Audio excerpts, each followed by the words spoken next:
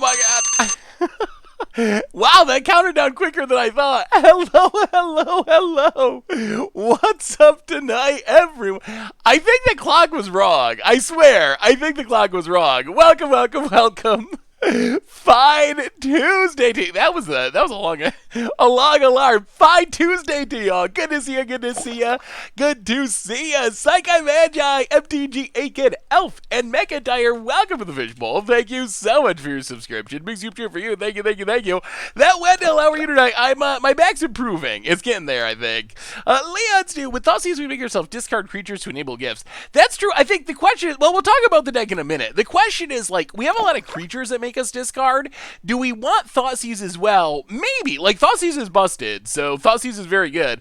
Why don't we have Stitcher's Supplier? That's a good question. The deck is definitely subject to change. So this is one that someone sent into me, and it looked fun. I want to try it out, but we'll see. We can always make some changes to it. The big change so far is Massacre Worm, because I don't know how we beat Field of the Dead if we don't have Massacre Worm. This needs way more gate and way more gift. I mean, we have, well, there's four gates. You just can't see it. It says 4, but it's in that light spot. Arena is so weird. It's like in the lightest spot of the art of the card, so you can't see the number 4, but there are 4 of them. There are 4 of them in there. Yes, Stitcher's Supplier could be good. How is everyone today? Oh man, we killed Arena yesterday. We were crashing it like crazy with Anointed Procession, but it was fun. The deck was super fun, but Arena did not like it. So hopefully everyone's doing good since yesterday. Supplier was in my original build, but it's too inconsistent. Okay. I'd see that. I don't, well, we'll talk about it. We'll start playing it. We'll go from there. We'll figure it out. Yeah, Anointed Procession is super fun. Atheist for Kestel. Welcome to the Fishbowl. Thank you so much for your subscription. Big soup cheer for you. Hey, what's up, Stone Raid Production? How are you? Good to see you. Good to see you. Welcome, welcome, welcome. Oh, so tonight we are historicing again, starting with God-Pharaoh's Gift. Also, might mess around with new perspectives. We'll see. How's my back? Improving. It's getting there. It's not 100%, but we're heading in the right direction, which is good. My Fly with a gift sub to Fat Girl Rodiox. Welcome to the Fishbowl. Thank you so much for your subscription. Big super cheer for you. Thank you, thank you, thank you. Arena's they can't say it's still in beta forever. That is too convenient. Oh, what happened to my back? I messed up my back carrying some bookshelves around. And it was really bad over the weekend, but it's improving. We're heading in the right direction, I think. Lumbering Battlement, super fun. That would be, I'm down for trying Lumbering Battlement at some point. I don't have a Lumbering Battlement deck, though, at this point, so we'd have to build one, but we can get there at some point. Did you get a chance to try out the deck I sent you with Lotus Field? I hope so. I have not gotten to play the Lotus Field deck yet. Not yet. It did look sweet, though. Anyway, everyone, let's do our reminders, talk about this deck, start playing Magic. Oh, the other thing I wanted to mention, so the big news of the day, they announced that, yeah, it's not actually in beta. I think that's a meme more than anything. They announced that October 30th is pre-release for Commander Legends, which means the next couple months going to be crazy. We're going to have Zendikar spoilers sometime around the 1st of September. Middle to end of September, we have Zendikar release. Then sometime the beginning of October, middle of October at the latest, we'll have Commander Legends spoilers. And then we'll have Commander Legends release. And because they're releasing that so early, I'm like 99% sure they got another set coming this year. I don't know what it is. Like, I have an unset maybe. I guess it could be like a Secret Lair super drop. But I'm pretty sure we'll have another set in December. Because they always have a set like in holiday season. So it is going to get ridiculous. Do you know when Zendikar Rising spoilers start? I don't think it's been announced yet. Based on the timing of it releasing on Arena on the 17th, it should be sometime right around the 1st of September, but I don't think it's officially been announced when spoiler season is yet. So I don't think it'll be much before the start of September. My guess would be somewhere right around the 1st of September.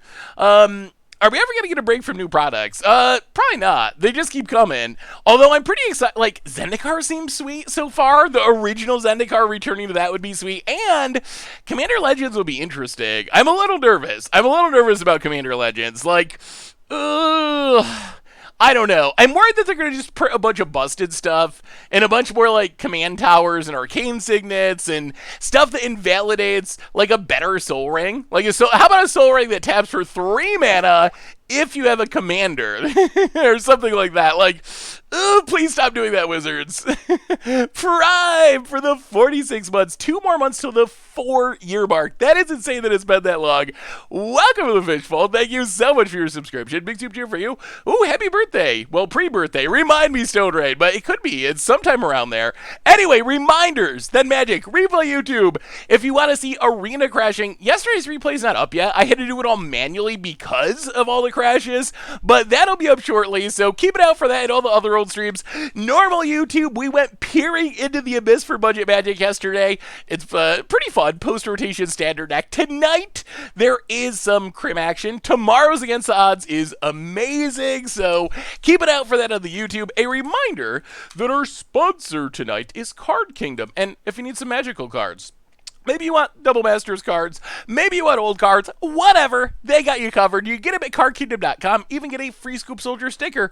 Just let them know you want one in your order notes, and they will hook you up. So thank you to Card Kingdom for supporting the stream. Otherwise, the Discord is new and improved. The merch page. Good way to support the stream and the channel and the site. Donations. Always appreciated. Never required. $2 or more gets your message read on stream. Soaring makes 3 mana, but can only be used. No.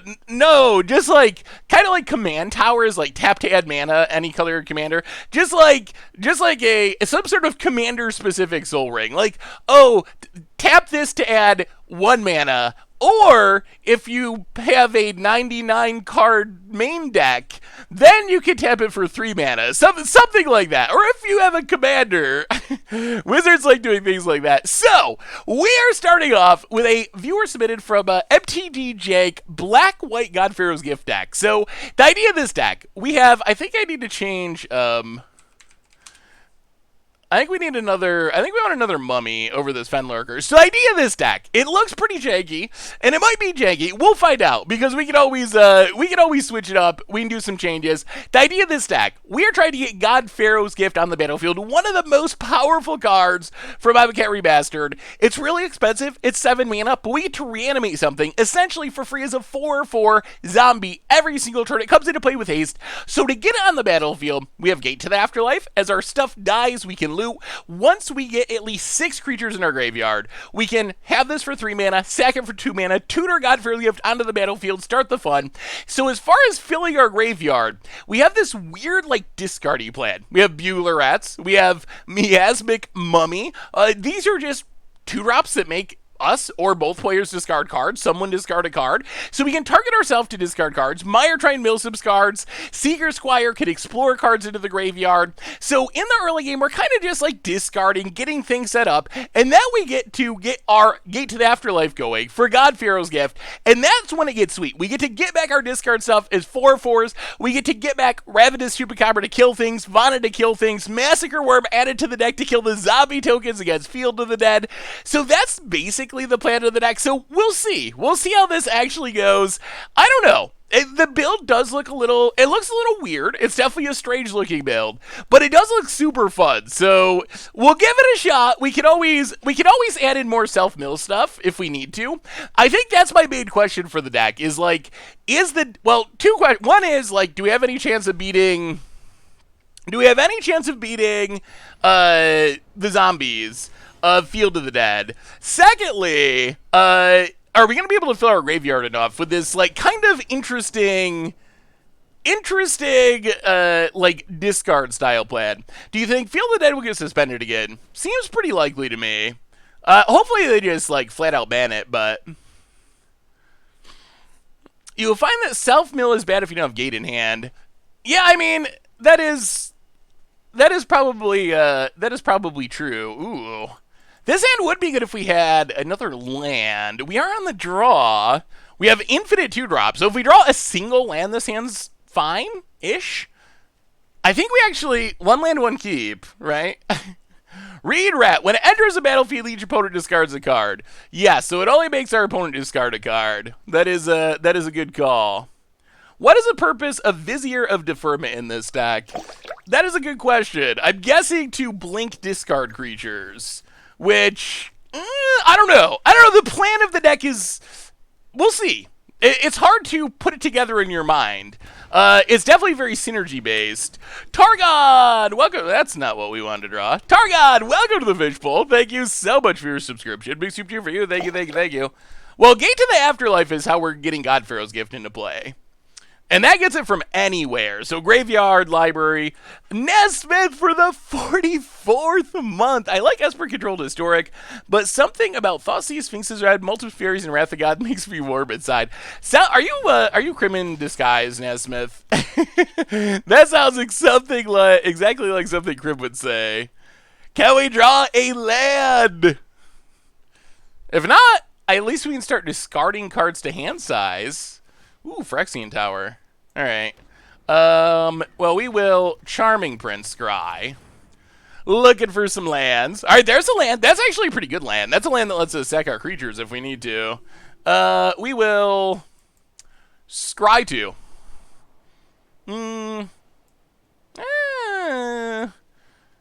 Yeah, we'll keep both of these. Well, now the next goal is to actually get God-Pharaoh's Gift on the battlefield before we die. Where's blue for Scarab God? Yeah, Scarab God could be interesting in this deck. Scarab God's a card that I was very excited for from... Alright, opponents are running it all out. I was very excited for from the set, but it has not really done anything so far. Yeah, Phyrexian Tower seems pretty sweet in this deck. We will discard this Bugler Rat. Temple of Silence. We'll keep Mire Triton. So we need a bunch of creatures in our graveyard still. You'll have to do anointed food sometime. What is anointed food, Arzur Canis? We played Anointed Procession yesterday. It was sweet. Other than Arena constantly crashing. When we cast the Bugler Rat, discarding the Bugler Rat, I don't think it's the... But when we cast it, Mushroom X, welcome to the Fishbowl. Thank you so much for your subscription. Big soup cheer for you about it. Doing things, sacking things, drawing cards. Yeah.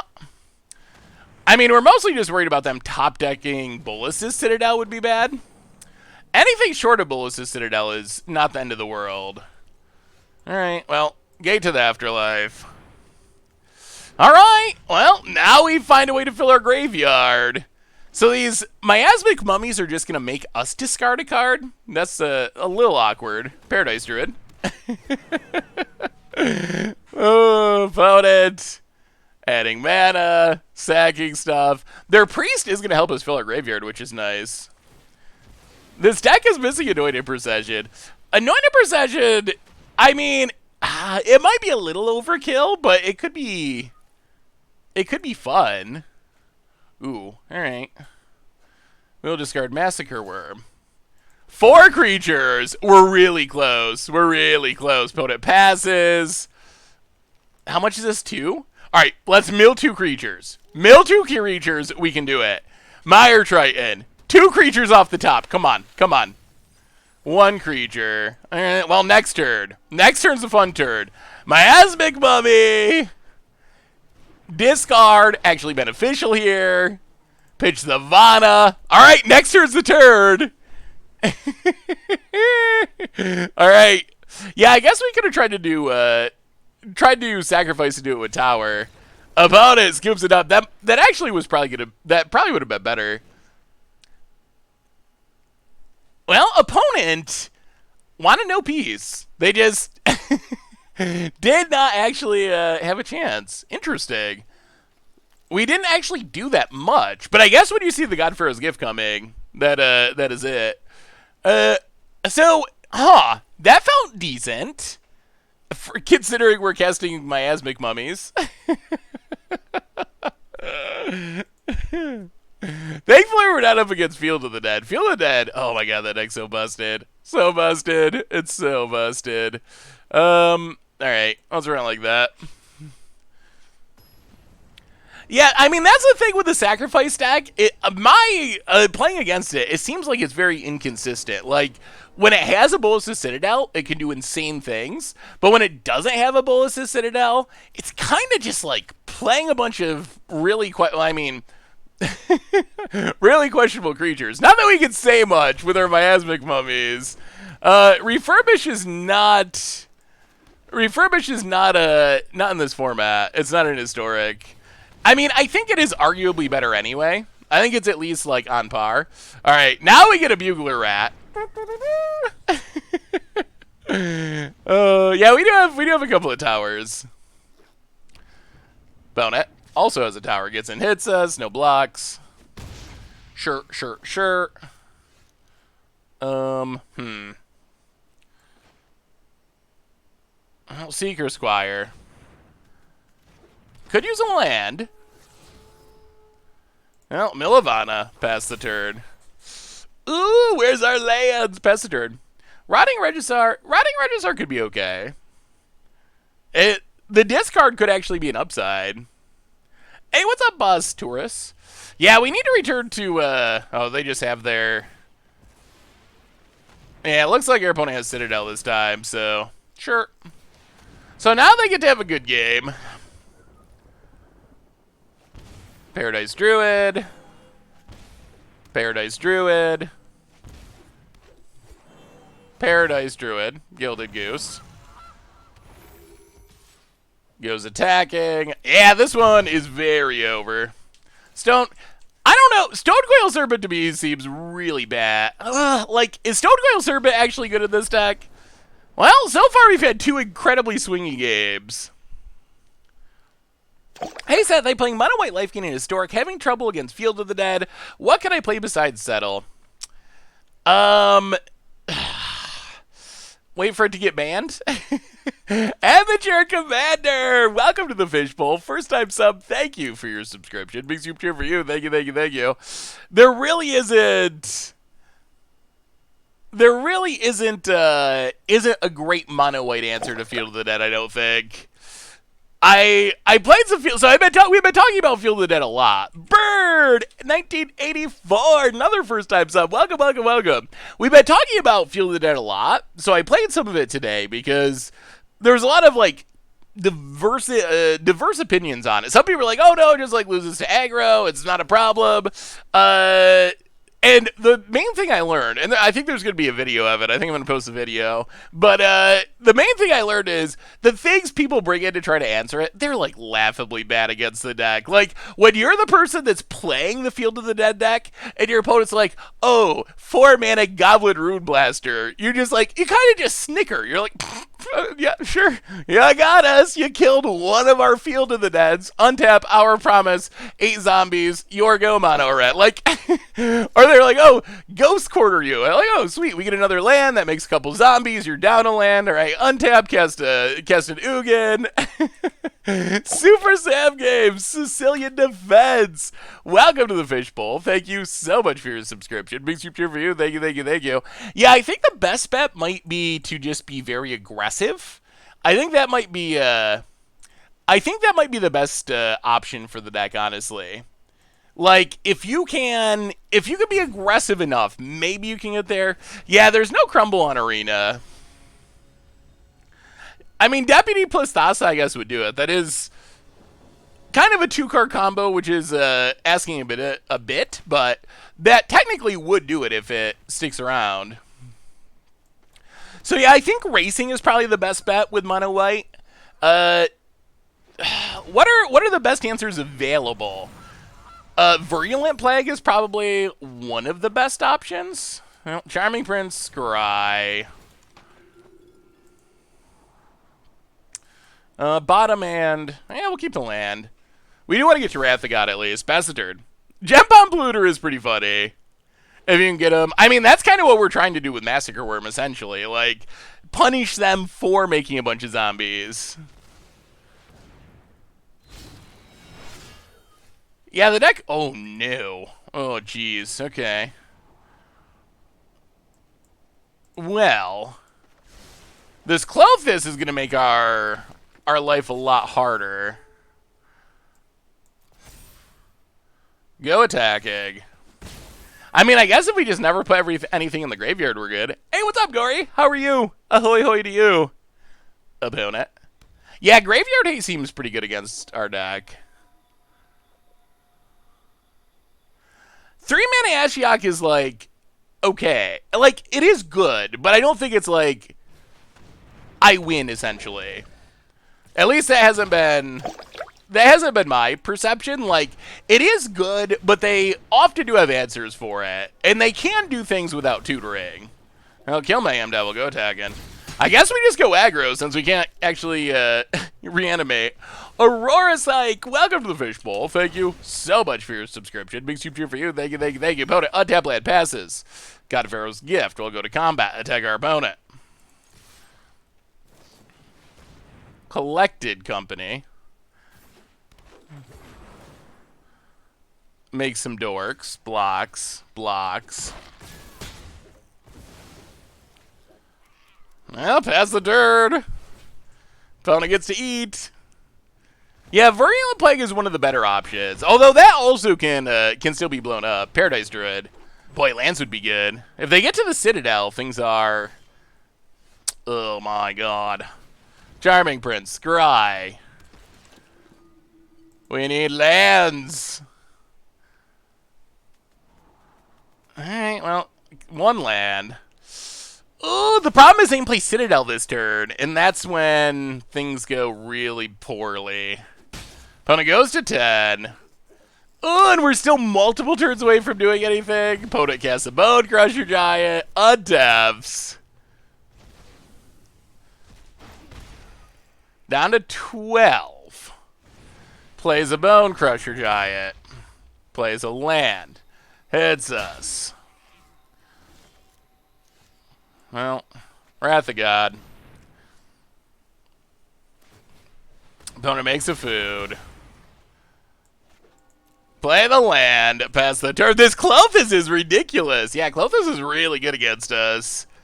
It is going to be very hard to get any value out of any of our stuff. Opponent.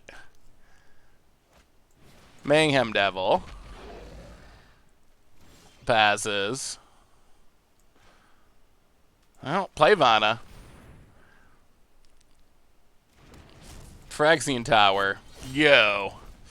Ooh, what do they have? What do they have? We're going down to 6 because of this Clothis.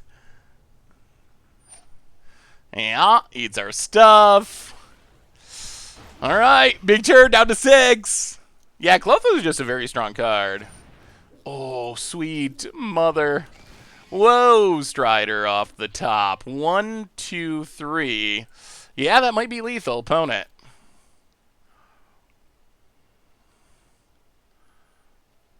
Passing. Well.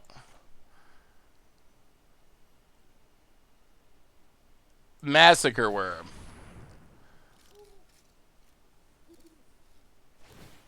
Opponent sacks and pigs and sacks and pigs. To the bottom. Ooh. Yeah, Graveyard Hate seems like it just like straight up beats our deck. I mean, we can try to win by casting stuff, but... So opponent sacks stuff. They lose their Woe Strider.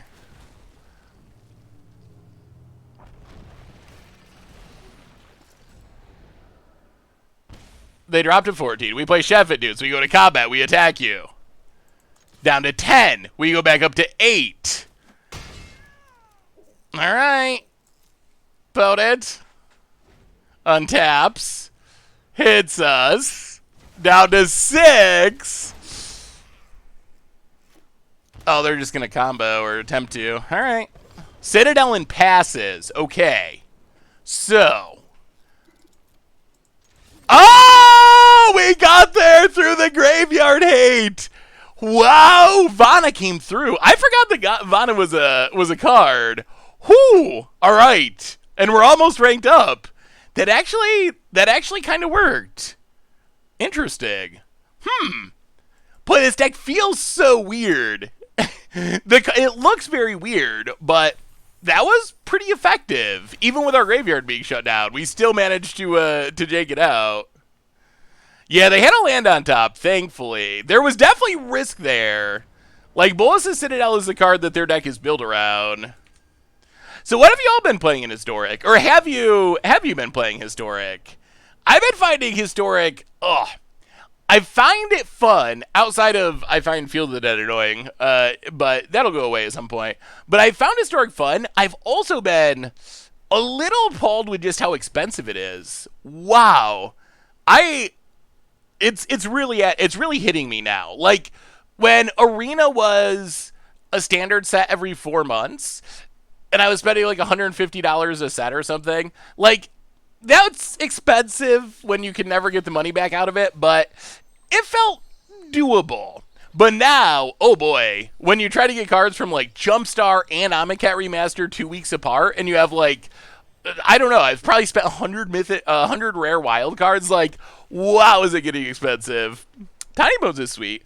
Field Blue White Control. How is Blue White Control back? Has that actually been able to keep up? I know Krim was talking about playing. Oh wait. Thankfully, I had a lot of rare wild cards left over from previous packs. I have like no mythics. Mythics is always a pinch for me. Waste Not is super fun. We gotta play more Waste Not decks. Opponent, Uros. Puts a land into play. Well, Temple of Silence. Scry. Keep the swamp.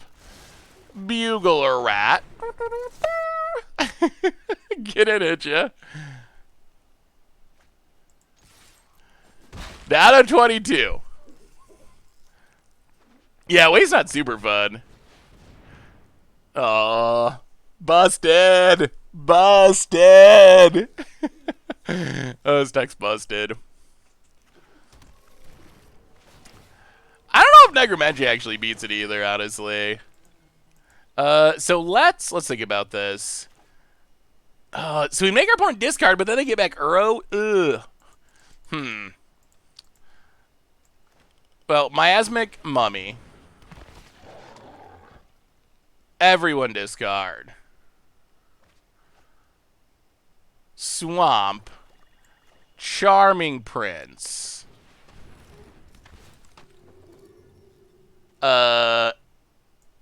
Blink Bugler Rat. So we have kind of emptied our opponent's hand-ish, except for Uro. Bugler Rat, again. Yeah, Massacre Worm is our hope for trying to beat this deck. We'll see if it actually does it, but we're going to need more than 10 because this Uro is getting our opponent life like crazy. It's tough, like, giving your opponent 10 zombies and not being dead is not easy. Like, that is the challenge. So opponent gets an Uro, draws a card, scries to the bottom, and the other issue is they're going to be able to wrath our board with this Blast Zone, so I think we actually have to block here. Block.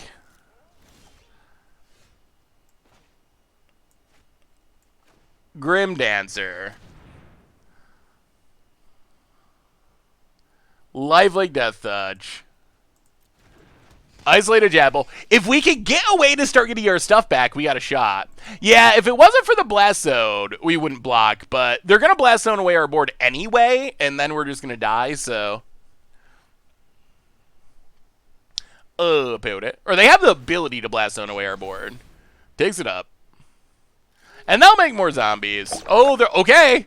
Well, this is Massacre Worm's time to shine. Will it be enough? Here they come. Here they come. Make them zombies. Oh, man. Come on. Yes. Come on, draw land. Put that land into play.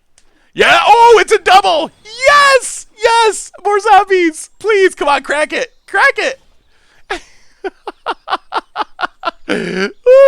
All right, well, we will Phyrexian Tower. Massacre Worm. 20! Oh, opponent. Take some damages. We will hit ya. I don't think we can afford to wait a turn. Down to 2, up to 23. Opponent makes some zombies. I mean, that was good. Uro gained enough life that our opponent's not dead, but that was still very good. Do we win here? Indetermined.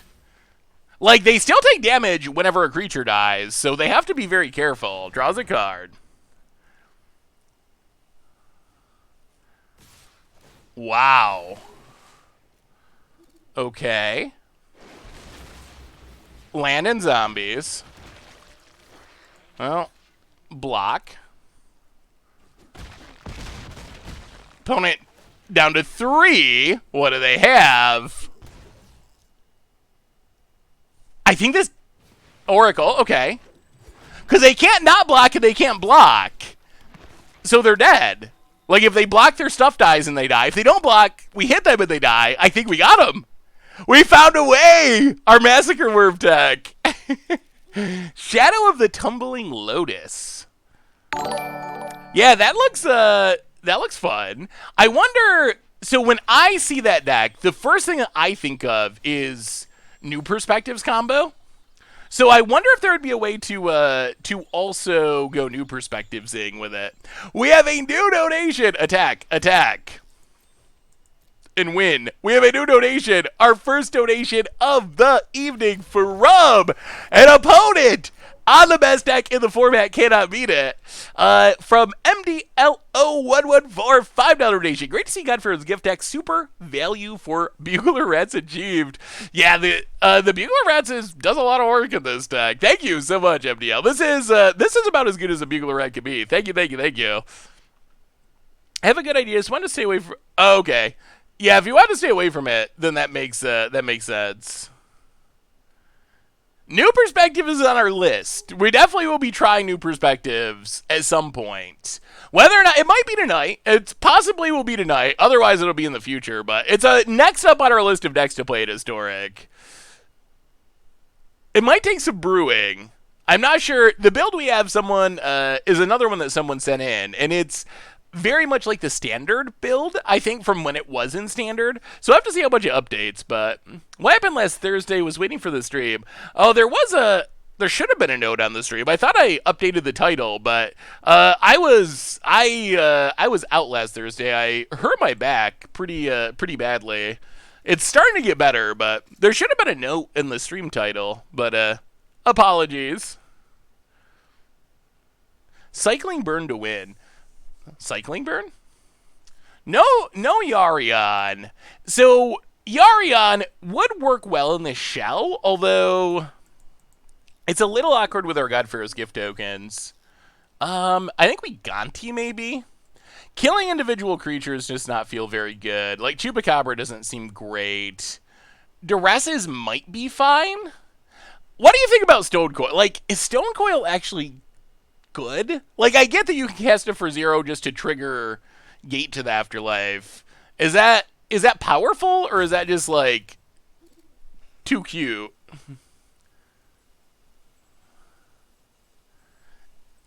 I kind of want... let's go down Stone Coils for Duresses. It does block Uro. That's true. Duress... Ooh, Blue with Emery does sound sweet.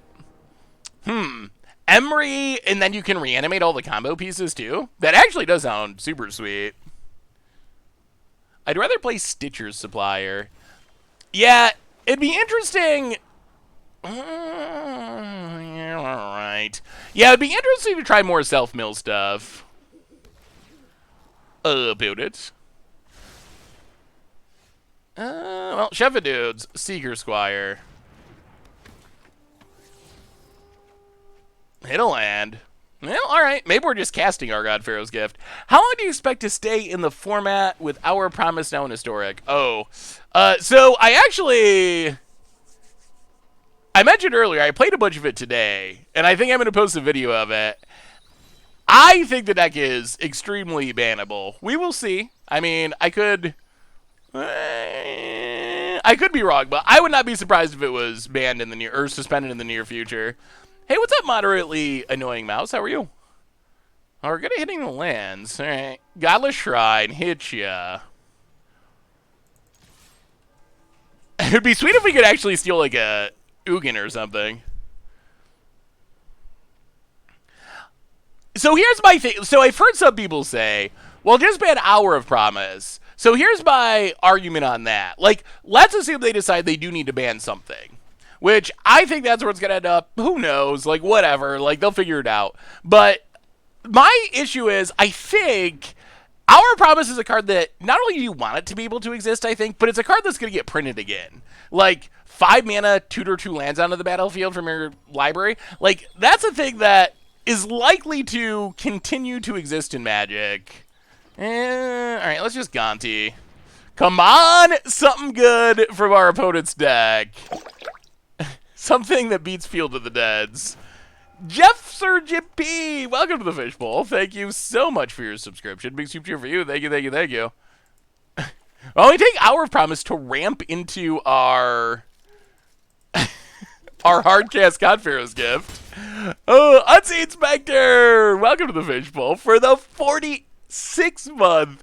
Almost 4 years. That is insane. Big super cheer for you. Hey, what's up, Zach? Good to see you. Good to see you. So, yeah, that's my thinking. Like, Field of the Dead, they're never going to print something like that again. I think they've learned their lesson about lands that make creatures without any mana costs attached to them. So, I think that probably won't happen again. On the other hand, I think we want them to be able to print, like, Field of the Dead cards. Whoo! Whoo! That is what we were hoping for. That is the Massacre Worm. Well, Isolated Chapel. Hour of Promise.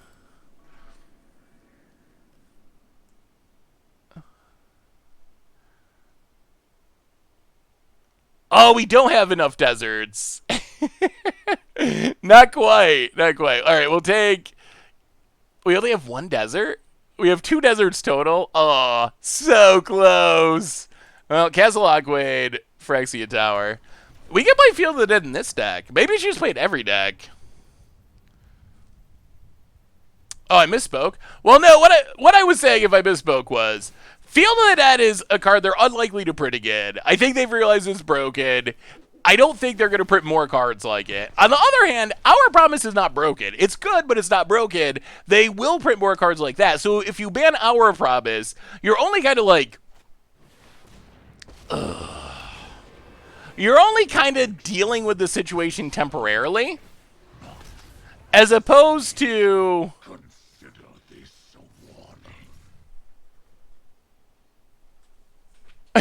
It's gonna be a massacre. It's gonna be a massacre, and we're gonna beat a Ugin for the first time ever.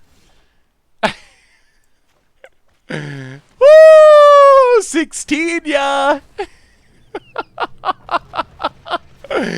Ooh, yeah. They tried to leave back blockers too. What are your blockers gonna do if we have Massacre Worm? Oh wait.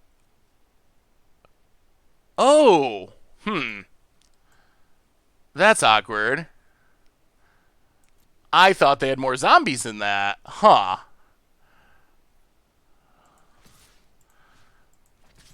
Well, hit our opponent. Oh, I thought we won right there.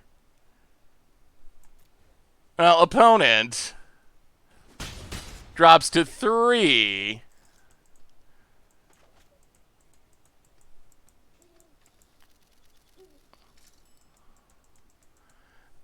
Did they have 6? Oh, they did have 6. Oh, it's my back. I blame my back. I mean, it wouldn't have changed how we would have played. All right, Godless Run, go. Opponent untaps. Ooh. We can sack the worm at any time. Wait, why do we have to be full? Arena is the literal worst. Oh my god, it's amazingly bad. Wow. That's not a punt. That is Arena being a ridiculously poor. Wow. Okay. Well, now we lose. Unfortunately, well, we still might not lose, but wow. Well, we will cast God-Pharaoh's Gift. Oh, that's frustrating. do you got, opponent? Well, play a land. Go to combat. Gonti.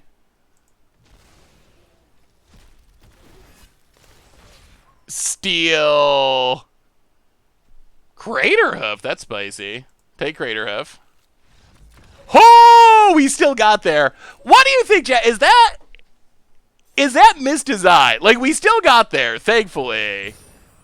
I would have loved to sack Massacre Worm, but Arena does not believe in that. We still got there through Arena. So what do you think, Jack? So how do you think of a situation like that? So to explain what happened, apparently on Arena, if you have a mana ability and your opponent does something, you do not get to respond to it unless you're in full control mode. So in that scenario, what our plan was, our entire plan, wait for our opponent to activate Ugin, sacrifice Massacre Worm to Phyrexia Tower, get it in the graveyard, get it back the next turn. But Arena's just like, no, you don't have a chance to do that. Do you think, my question is, it's obviously designed that way intentionally. Is that correct? Or, like, should it be designed that way? Or should Arena take into account, I mean, I guess this is Arena that doesn't do a good job of, like, tapping your colorless lands instead of your colored lands. So it might be a lot to ask, but it seems like it should prompt it or recognize it. Any recommendations on a deck to build? Ooh, hey, what's up, Rick and Morty? So right now, it's kind of a weird time. I mean, I guess at the same time, once you know about it and you get used to it, you just got to play in full control when any situation like if you think there's a chance that you're going to need to do something, you just got to play in full control. Because there isn't another way around it, really. So I guess that's the other thing. So maybe now that we know that that's how it works, and that works with, we saw this before, what was it? Oh, Skirk Prospector. We were playing Massacre Worm again.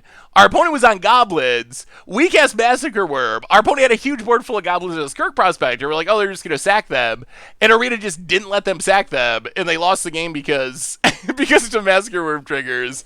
So I guess once you know that that's how it works, I guess you just have to play with what the client gives you.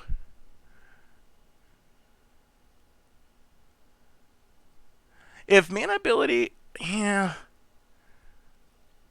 it's interesting. I still got to get used to it. It's only recently have there been situations where it's been relevant, so it's not something I've really had to think about. So I got to get used to going to full control mode in situations like that. So as far as a deck to start out with, we actually just played for Budget Magic on the YouTube channel a post-rotation deck for Standard that was really fun. We've had a couple of them recently. The Teferi's Tutelage deck wasn't quite post-rotation, but it was pretty close. Close enough. But we have rotation in less than a month now, so just keep that in mind. I would focus on decks that either don't lose any cards at rotation or don't lose many cards at rotation. I feel like this deck wants Stitcher Supplier. Is that set legal in Historic? Yeah, we've been talking about it. Stitcher Supplier. So the person who set in the deck said that they found Stitcher Supplier. Opponent is prepared. Opponent is prepared for the Field of the Deads. Well, let's cast this X0. See, Arena confirms this, which we clearly want to do. But not the, hey, would you like to exile your board? Trigger, loot, discard, Seeker, Squire, Explore, Graveyard, Phyrexian Tower. Oh, I wish we get, that Bloodsun actually is good against our Phyrexian Tower. Mummy. Discard Massacre Worm. Or discards another Bloodsun. Sure. Oh, if only we could sack our board, we'd be in really good shape. How easy do you think Mono Green Aggron Standard transfers to Mono Green Historic? Well, it's not the best draw. So let's doesn't work. Oh, wait. Oh, it's a mana ability. Haha. Okay. Ah ha ha ha! You're right. We can still do it. We wanted to attack second because we can get a God-Pharaoh's gift here and start getting stuff back and just going to town. We will search our library, get a God-Pharaoh's gift, play a land, go to combat. The fun has begun. Oh, don't abrade it. Don't you dare abrade it, opponent.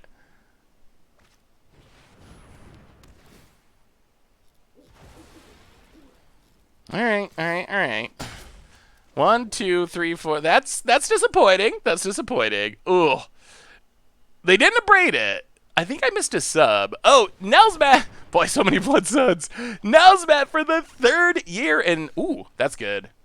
All right, let's try this again. Lad, sack it. Nelsbat, welcome to the Fishbowl. And thank you for the kind words. Thank you so much for your subscription. Big super cheer for you. God-Pharaoh's gift part 2. This time, you don't have mana up. We get back a Vana. Vana hit ya. Pass the turn, and now we blow up Cast Out, get back another God-Pharaoh's gift, and the party is really odd. Moro! This deck actually has felt way better than I thought. Moro! Welcome to the Fishbowl. I Vana hit ya. Thank you so much. Oh! Full control. Always full control. Always, always, always. Alright. Oh. Another time where we didn't go into full control and we just don't have a stop there unless you're in full control. We'll grab Seeker Squire.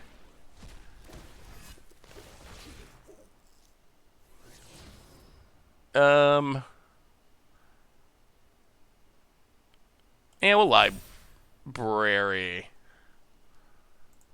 Attack you.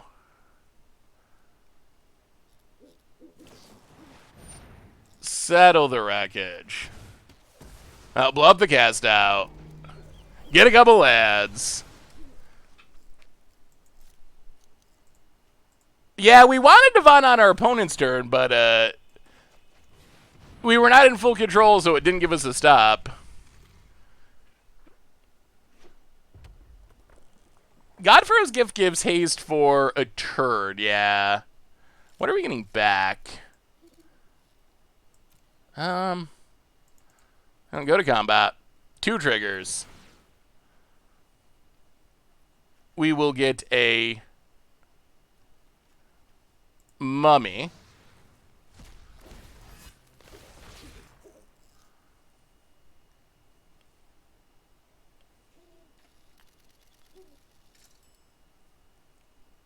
About it. Gideon's... What are they playing? Pony has some weird cards. Seeker Squire. Explore.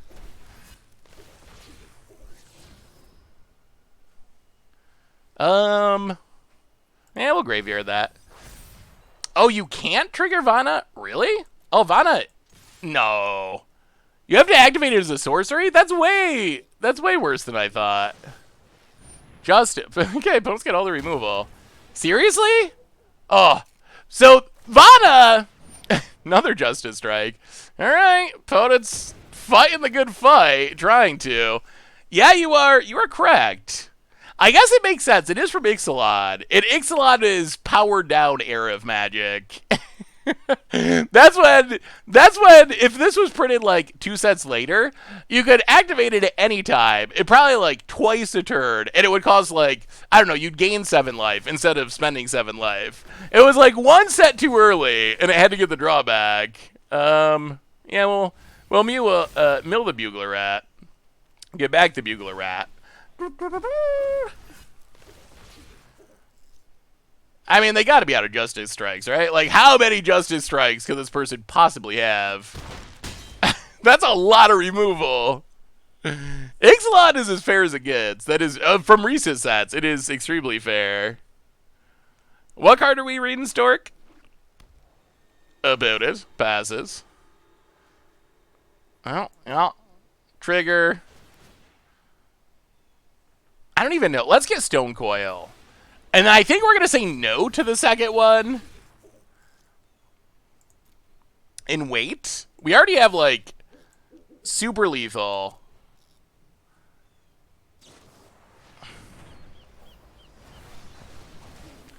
Opponent. Come on now. Come on now. Come on now. Settle the wreckage tribal. Wait till your opponent boards in Grafdigger's. Yeah, opponents tend to board in Grafdigger's cages against decks where they do nothing. We learned that yesterday. Where like literally everyone brought in Grafdigger's cages against our Eternalized deck, and it doesn't do anything. We were playing it as well. Oh, Settle's back. That was a lot of settling. I don't even know what to expect against our. Like, I guess we want Gontis and Duresses? I don't even know. Opponents just got... They're like Boros control. Apparently, it seems like they were trying to just beat up on Field of the Dead, which can't blame them for that. Ixalan was a pretty power down set, I think. Compared to the sets around it, and the sets that came in the like year after it. Yeah, God-Pharaoh's Gift doesn't care about Cage. God-Pharaoh's Gift, it's worded awkwardly, but basically...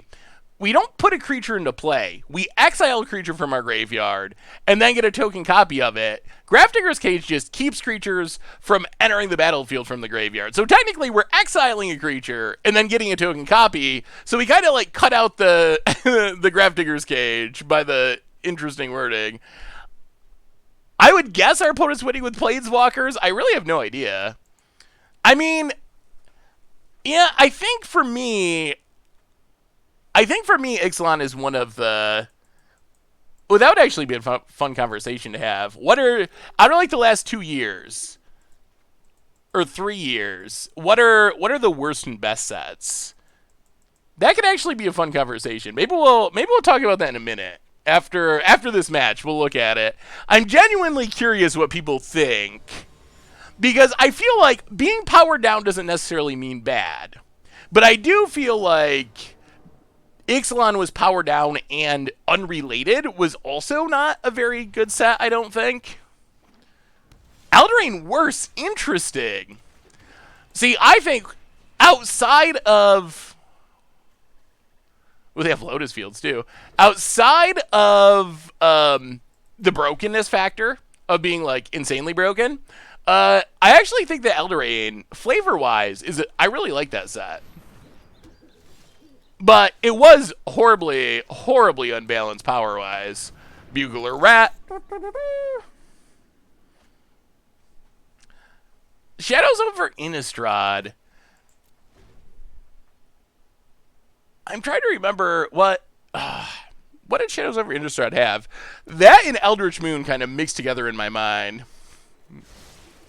Yeah, I guess if you're all in on Blood Suns, then Lotus Field makes a little more sense. Bugler Rat, into Bugler Rat. It's kind of funny how effective just playing Bugler Rats is against some decks. It was like, I don't know. Oh, they discarded the Settle. Let's scry. Seeker Squire, sure. I don't know if you watched the Budget Magic yet today, but we had the one game where we just played Underworld Dreams, and it just, like, we didn't combo, we didn't even do anything impressive, but our opponent just, like, literally could not beat Underworld Dreams. Like, they were some sort of control deck, and they were just, like, drawing cards and casting Frantic Inventories and cycling Shark Typhoons, and they just, like, could not beat Underworld Dreams, which is pretty unlikely. Innistrad is overrated. Oh! Whoa! Whoa, whoa, whoa! Those are fighting words. Actually, I think Innistrad's good. I think they're both good. I think original Innistrad is the best of the two, but I think both Innistrads, in my opinion, have been good. I agree with Shadow being weaker. All right, there's the Wrath and a land. So many lands, so few Castle Lockwains. Well. Stone Coil. Go. Think War of the Spark is the worst set ever. Whew. You get invited to a party. Wow. Wow, wow, wow, wow, wow. So much removal. Well, Phyrexian Tower, Massacre Worm. Just running it out there, the old 6-5 is coming for you. You're salty about the companion. Oh my god!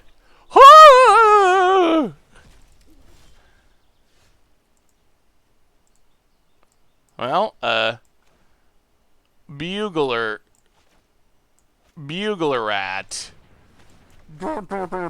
Make you discard. Yes, deck has a ridiculous amount of removal. Gate to the Afterlife.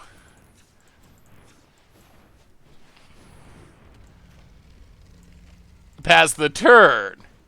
So we know what Gideon's going to return. Birth of Meletis, sure. 1, 2, 3, 4.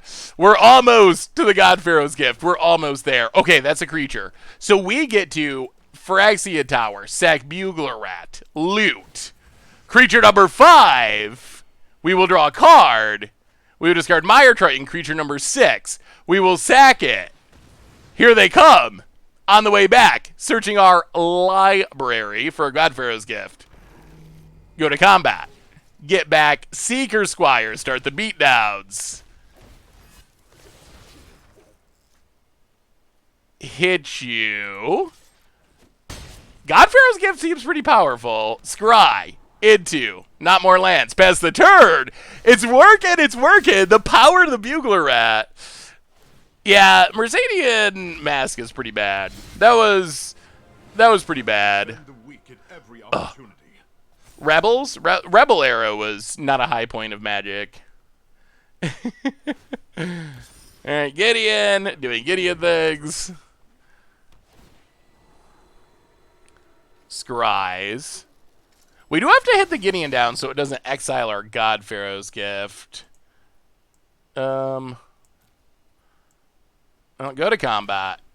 Stone Coil, Serpent. Everything at Gideon. Down to 2. That was nothing. Play a land past the turn. Potagate some life. Didn't Black Market originally come? Yeah, Mass had some okay cards. An opponent scoops it up. All right, chat. All right, so before our next round, I kind of want to do this for fun. This deck has actually been sweet. I have to say, going into it, I was a little skeptical about the Bugler Rats, but our Massacre Worm edition's been great, and we haven't really had problems filling our graveyard. Phyrexian Arena is key. Phyrexian Arena's been a big one. All right, so chat, here's what we're going to do. We're going to look at the last few years of the sets, and I think we gotta. What I want you to do is grade them, and we'll go on a scale of 1 to 10, I think. So what are we going to start with? We got to start before, and you can grade them based on whatever you want, whatever criteria is most relevant to you. So how far back do we want to go? Let's see. Boy, it's so. There's maybe too many. How far back should we start? How far back do you want to go for? We can't go to Fallen Empire. Fallen Empires. I mean, is letter grade better? Homeland, it's so far back. I feel like that would take up the whole stream. Maybe what we do is start it today, and then we can work through it in the future, and maybe get back through all the sets eventually. But I don't think we can go through all of them today. All right, so I know. Instead of starting at the back and moving forward, maybe we start at present. Start at the present and move backwards. That might be the easiest way to do it. And then we'll just go as far as we feel like going. And then we can slowly work through this, because I'm actually curious what people think of these sets. So we're going to start at the present, and we're going to move backwards. You can do letter grades if you want to. So number 1, our newest set, Core Set 2021. Give me your grade, chat. What is your grade for Core Set 2021? 6 out of 10? That actually would be a fun podcast episode. You can rank it by whatever you want, and if you want to explain why you ranked it how you did. So I'm seeing a lot of sixes, sevens, eights, a couple fours in there. I think I would give Core Set 2021. I would say probably personally maybe seven. So what Core Set 2021 has going for it is insanely good reprints. It is probably the best reprint course that Wizards has ever done. So, and that's something people have been asking for. The new cards, kind of middling. So I would say, I would give it a 6 to a 7, I would say personally. With reprints being the highlight. Reprints were great. Okay, moving back. Ikoria, Lair of the Behemoths, our next most recent set. What do you give Ikoria, chat? Give me your rating. 7, 8, 4, 4, 1, 4, 6, 9. This is really interesting. So, overall, reading through the chats, this is much more divisive. The core set was very much, middle to above average from pretty much everyone. Ikoria, I'm seeing a lot of like 1s and 9s. There's still a bunch in the middle too, but a lot more variance here. Can you do a poll? A poll would actually be a good way to officially do it. But it's kind of fun to read the chat too, and then we talk about it. But maybe we should. Obed and Thebis, welcome to the Fishbowl. Thank you so much for your subscription. Big super for you. I would give Ikoria. Boy, this is a tough one to grade. I can see why people are giving it 1s and 9s. I can really see why people are giving it 1s or 9s, because I think that as far as flavor and mechanics, I think Ikoria is really awesome. I think the world's cool. I think Mutate's really sweet. It has a lot of really sweet cards. So I would give it very high rankings. On the other hand, as far as execution, oh my god. Like, it had companions. How can you rank companions anything but a 1? It, is literally the worst mechanic in the history of Magic, and it killed every format for a period of time. So I guess I go 5. I guess I split the difference, saying that. We have a huge donation from Makiri. Oh, how are you doing, Makiri? Makiri with a $100 donation says, hey, Seth, I don't know if you remember my proposed bans, but I feel pretty vindicated in Pioneer, where the top 3 decks are now Niv, Green, and Spirits. I suggest banning Uro, Bring to Light, Nissa, and Rattle Chains. What do you think? Was I right? I mean, I think so, Makiri. Thank you so much for the donation. I think you definitely nailed it as far as the best decks in the format.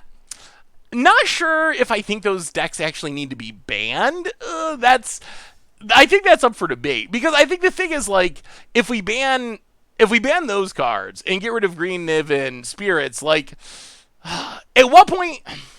So I don't like this argument usually. The people say, oh, there's always going to be a best deck. And I feel like people do that even when there's Oko in the format. Like, there's always going to be a best deck. I'm like, oh, it's 75% of the meta. Come on. Like, that's different than just being the best deck.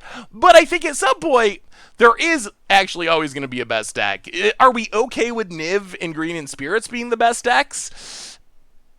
I think it's better than where we were. I'm not sure how I feel on that. But I think you did definitely nail it in terms of picking out the top cards in the format for sure, Makiri. Thank you so much for the donation. All right, 2 more sets. We're going to go back through this year, and then we're going to play another match. Then we come back to this. Next setup, thank you again, Makiri. Theros Beyond Death, THB, the home of Uro, and Kroxa, and Heliod's, the set that destroyed the Pioneer format. Chat, give me your rankings. 4, 4, 5, 6, 7, 1. 6, 6, 6, 4, 1. Another pretty, oh my god. Anchovies are negative. 0. Less than 0. The lowest rating possible. Okay, a lot of 6s. I think for me, outside of destroying Pioneer for an extended period, I would rank Theros as just kind of like a middling set. I would say that Theros is the most meh set we had this year. The most forgettable. I think that Ikoria was pretty spectacular in its own way. Like, definitely very memorable, for sure. Godzilla promos and Mutates and so much complexity. Throne of Eldraine was also like that. I think this was kind of like the middle set. It's okay. It's got some busted cards. They had good limited, but there isn't, I don't know, outside of like, oh my god, Oro's so broken, I think it's the most, for me, forgettable set of the year, I would say. Moving on! Get your ratings ready for the first sets of the year, from the Magic year. Throne of Eldraine. I'm really curious. I want to see where the rankings come in on this. I don't want to give my opinion yet. Give me your rankings. Throne of Eldraine chain 8, 8, 4, 8, 8.5, -5, 8, 8, 6, 9, 10. 10 out of 10 broke everything. 3, 4. So another high and low ranking, some in the middle, zeros, tens.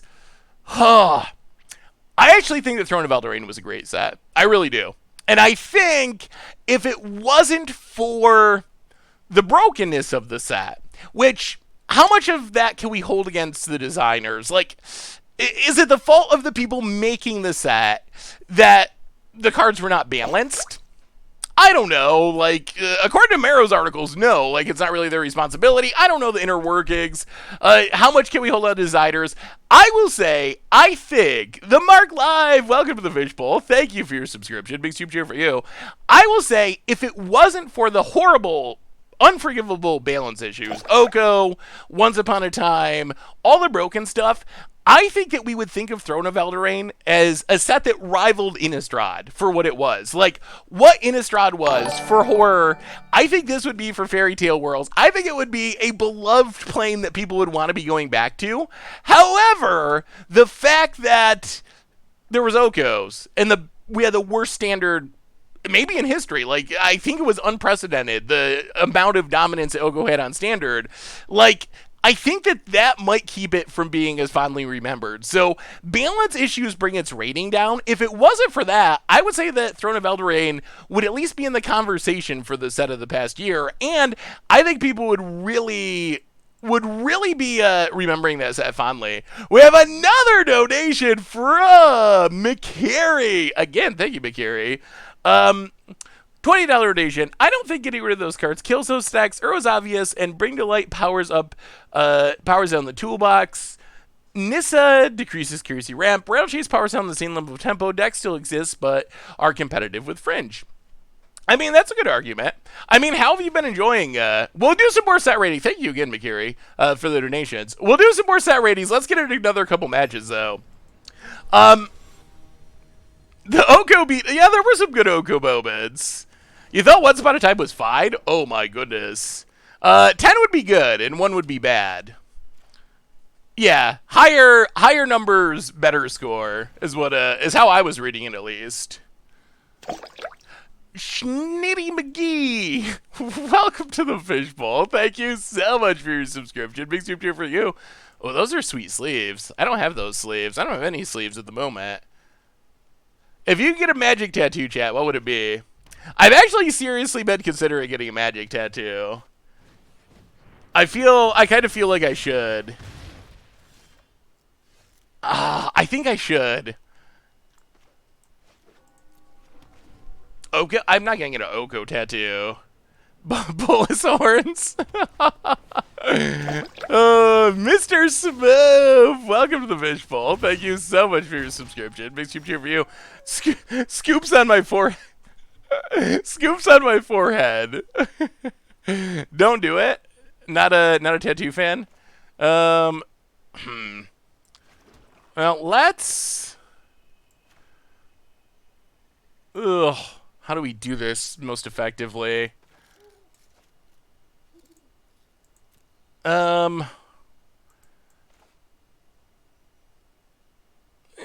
Miasmic Mummy. Let's Mummy. Discard a Godless Shrine. Opponent also has to discard. We are playing God-Pharaoh's Gift today.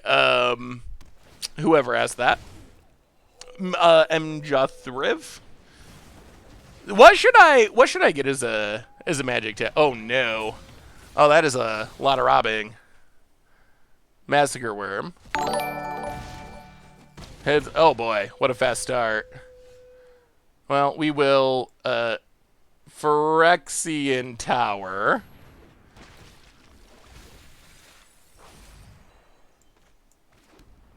Ugh. Yeah, I think we're just going to be too slow here. Our opponent's just... This is a really fast start on the play. Really, really... Oh! It's getting faster by the second. We have another new donation. Oh, are we finally going to lose to mono red aggro? I will say to all the people that said they think mono red beats Fields of the Dead, I don't think so. Like, I don't think your Rune Blasters are up to it. As sweet as that would be. McGeary! So we're down to 4. Oh, if only we could cast it. Okay, let's think about this. 1, 2. Oh, there's no way we can do it this turn. So we have to Bugler Rat. Make our opponent discard. Chef it, dudes. Ugh. Sack Bugler Rat. Seeker Squire. Graveyard. Pass the turn. I think I totally messed that up. Opponent. Definitely messed up that turn. Goes attacking. Steals so many of our cards. We block. We go to 1. Oh! Well, messing it up doesn't matter because our opponent top decked a burn spell anyway.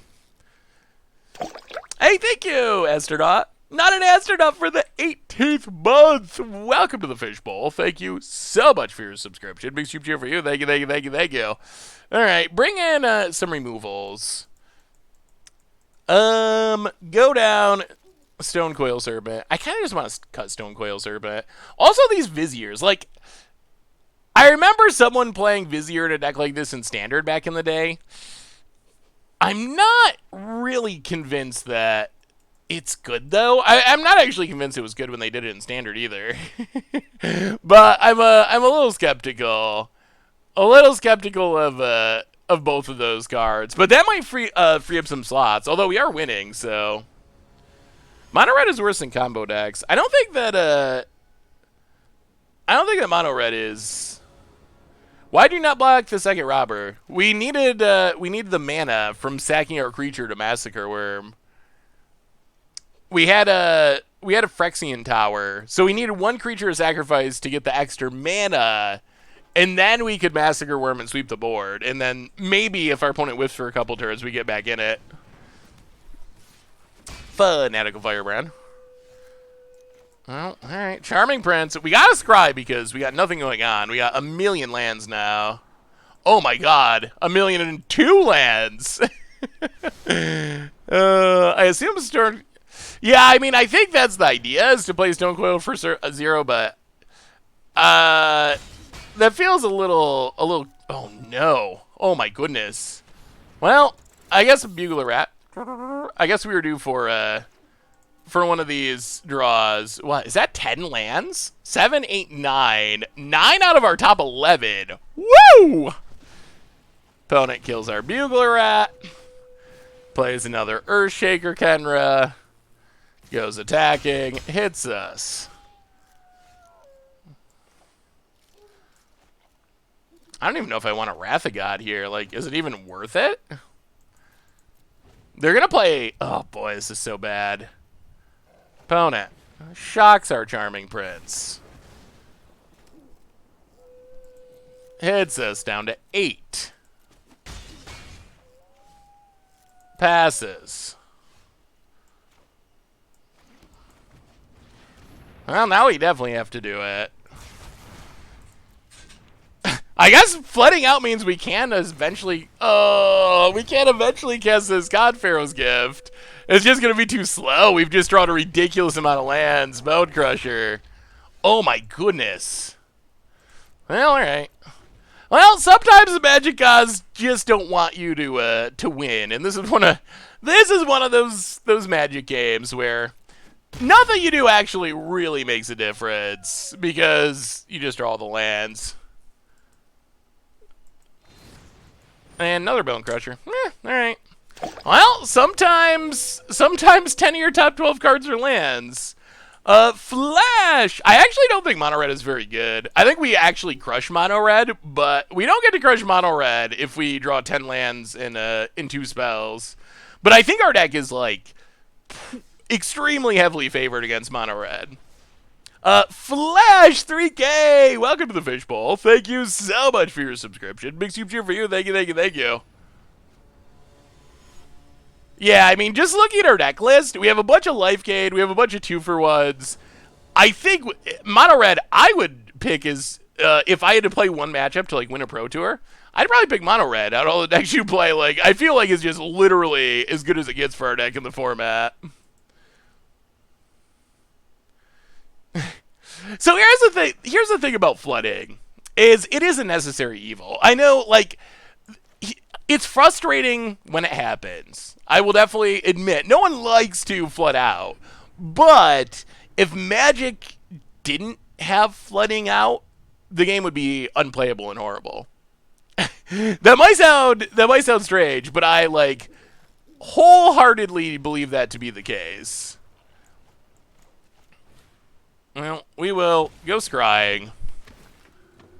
We've already seen, like, we've already seen changes to try to reduce the amount of variance, and in general, those have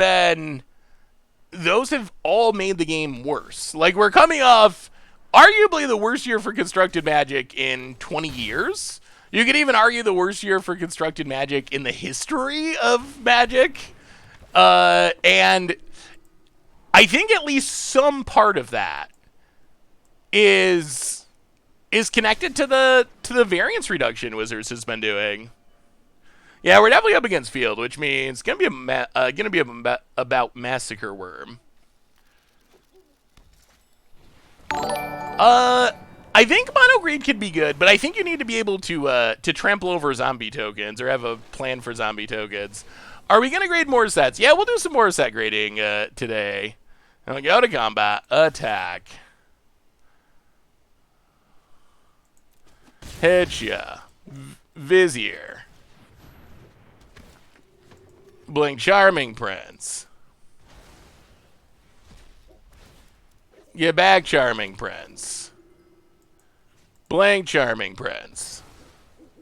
Past the turn, we have another new donation, I believe, from Gorianverse, $2 donation. There should be a Arena Putt, so we can have Seth for some Arena counts. That's actually a good idea. We might have to add an Arena Putt command. We have had quite a few in the last couple days. Opponent land, almost to Zombieville. Ooh. Vizier has flash, but it can only blink something that attacked or blocked, so it can't. It's not a Flicker Wisp, unfortunately. So if we want to get value out of Charming Prince, we got to do it on the turn it attacked or blocked. Swing for 0. Is Vizier good? I don't think so. For the 35th month, welcome to the Fishbowl. Thank you so much for your subscription. Big soup cheer for you. Thank you, thank you, thank you. Oh, how do we win from here? It's got to be Massacre Worm, I guess. Not Miasmic Mummy. Uh-oh. Well, Bugle or Rat. That's a sad, very sad Bugle. Well, yeah, I guess show us a. This is going more like I imagined this matchup would go. Oh God. Well, okay. Actually, I don't even know if we knew it. Somehow we got to draw a land and a Massacre Worm this turn. Yeah, this deck is so incredibly busted. Opponent, Tulani Power, attacks us. Yeah, and now we're just dead. We draw land. I mean, we'll play Vana. I don't even know if we get to survive this turn. We're only staying in it because of Massacre Worm. Land, zombies. Opponent attacks. So we go to 18. 1, 2.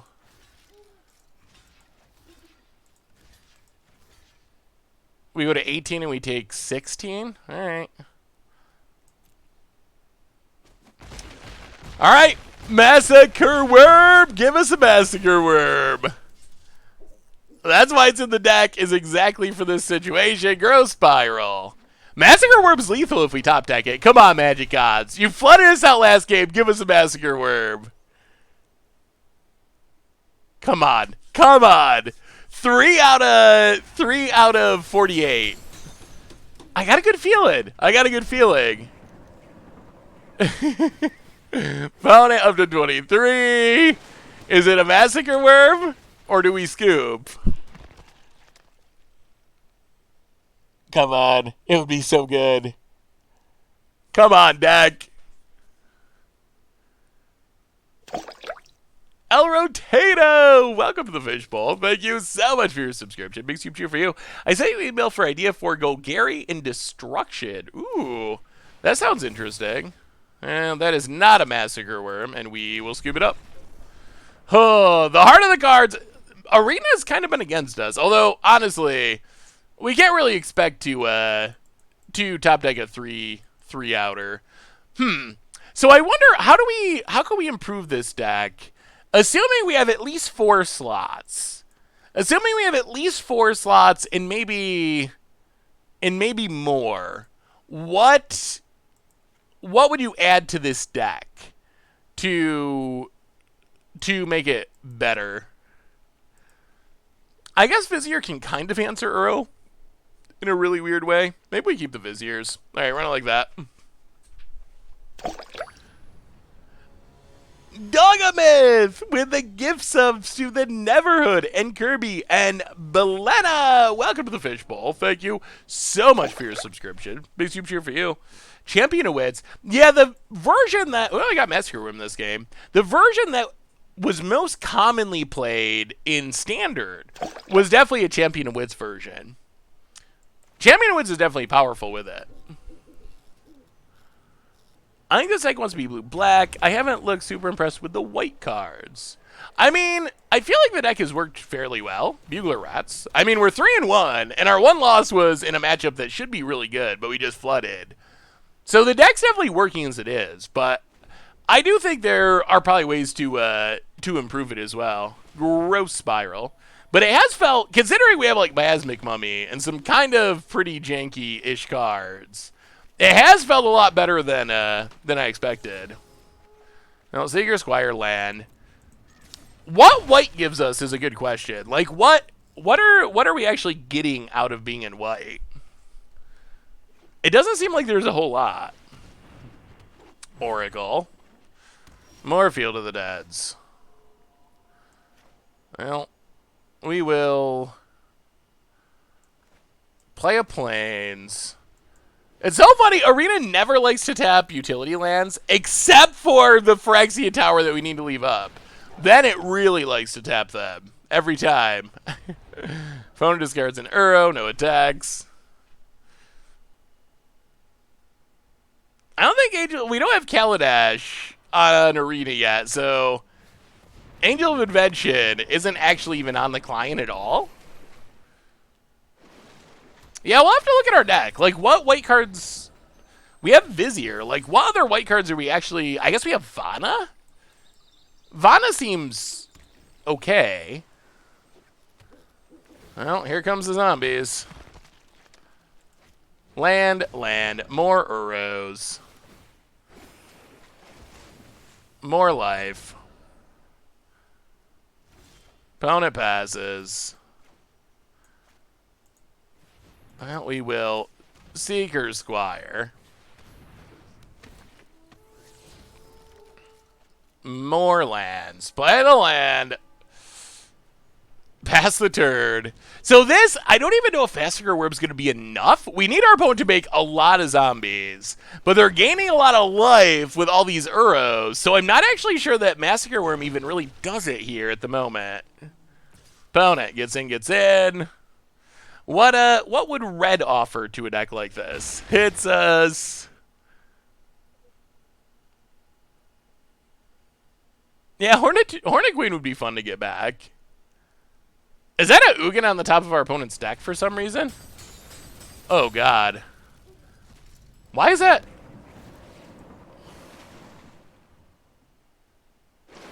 Why was the top of their deck revealed? And why do we know we're about to lose to an Ugin?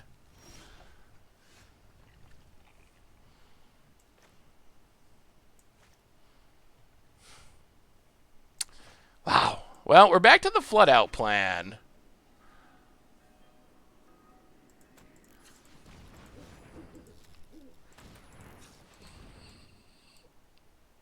Well, yeah. I mean, this is just super over.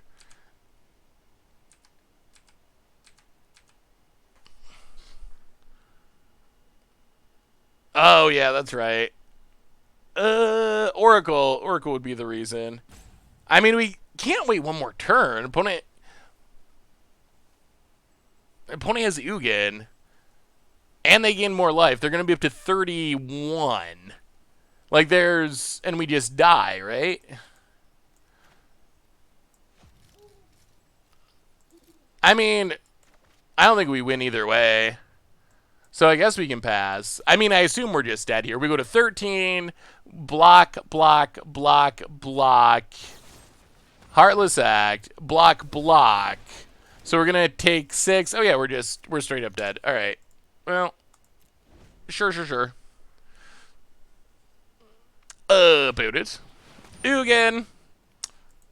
Pretty good magic card. Hey, congratulations, Kethlex. Shoots down a blocker. Goes to combat. Attacks.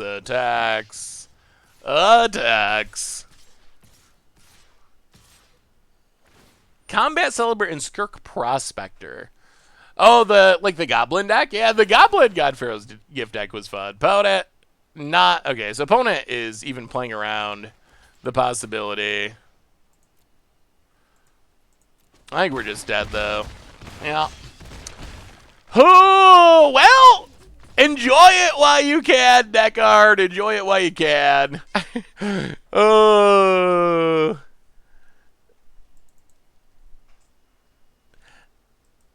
All right, let's look at this deck real quick. Actually, a quick reminder before we do that our sponsor tonight is Card Kingdom. And if you need to, it'll definitely be bad. And if you need some magic cards, you can get them over at cardkingdom.com. So thank you to Card Kingdom for supporting the stream. So this deck, I mean, so technically we went 3-2. We lost to the best deck in the format. We also lost to Mono Red, where he just flooded out. Even though it should be a good matchup. It's definitely interesting. I definitely think God-Pharaoh's Gift has a lot of potential in the format. I think this build, it definitely worked better than I imagined. I am a little bit curious if this is the best way to take advantage of it. So cards like, I wasn't especially impressed with Vizier. I wasn't especially impressed with the Stone Coil. I'm not 100% sure if it's even, like... Charming Prince is kind of okay. I like Charming Prince as a card, but I don't know. I'm not 100% sure if this is the best way to build around the deck. You need another Chupacabra. I feel like... maybe. I feel like Massacre Worm is way more essential than targeted removal when, like, 50+% of decks are Field of the Dead decks. So I feel like Chupacabra, like, it feels sweet in God-Pharaoh's Gift in general, but I'm a little skeptical of what it does in this meta. Like, when everyone's making zombie tokens, I feel like Chupacabra just is pretty medium against a lot of the decks in the meta. With red and blue, you can do Combat Celebrant and Spark Trouble. Oh, that would definitely be spicy. Why not splash blue for Emery and Deputy of Detention? Yeah, there's definitely a lot of possibilities. Well, let's all right, so let's look at this. So I think the black white build definitely was interesting, and I feel like it was pretty good. If we want to go in another color, like, what do other colors add? Like, draw discard is kind of the core of the deck. So, what do we have that lets us draw and discard that is a creature that is in Historic? Like, have you tried the OTK version with red and blue? Plays the Exert, takes the extra combat guy, Emery, and Self Mill. Have not tried. This is the first version that we have tried.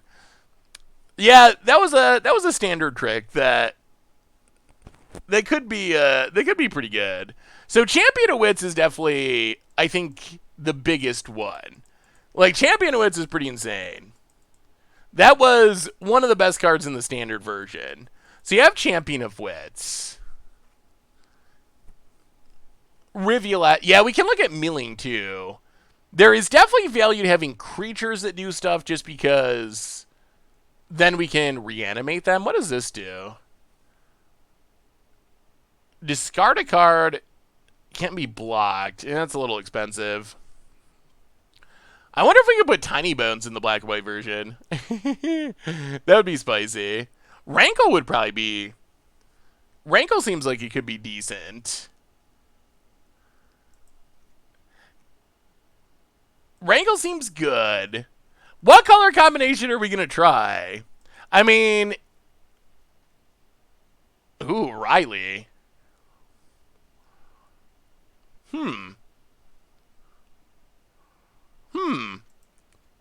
Man, Riley sounds appealing. I'm sure it's not ideal, but it does sound appealing. I mean, there's lots of self-mill if you want to just aggressively self-mill. I think if we're going to aggressively self-mill, then you definitely want Emery. Because you need God-Pharaoh's Gift.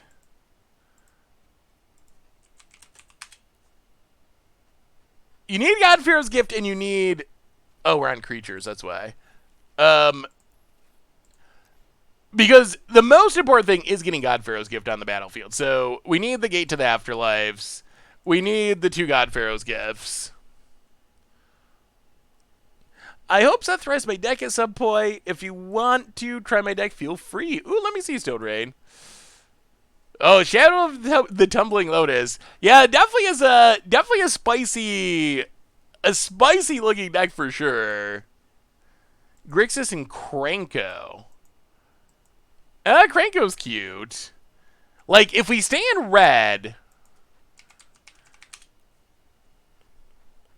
Oh, no. Oh, no. Oh, no. Oh, no. Okay. That's unfortunate. I feel like if we go the red build, we want to be Cruel Combat Celebrate. Ah! No. Yeah, maybe red's not the way to go. Maybe blue-black? Maybe it's something like we played before? Maybe it's something like we played before in black?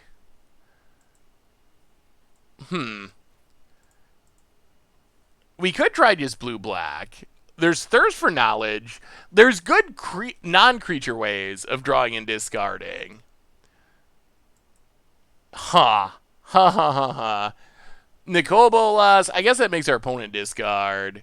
Tonebound Lich would actually probably be pretty decent against aggro.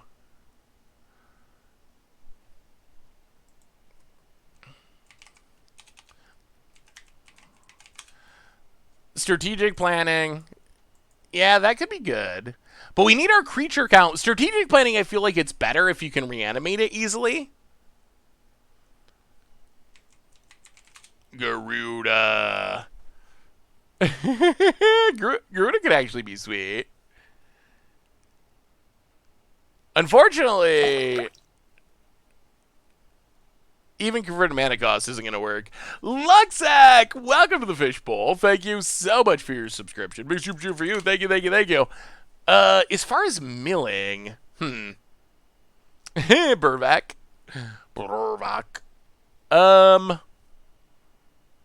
So, what do you think? Should we try to build another... Okay, so here's our options, chat.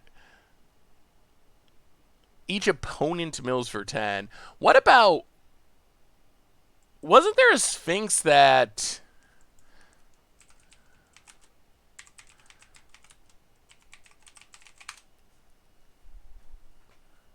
Oh, there's this thing. This could be funny.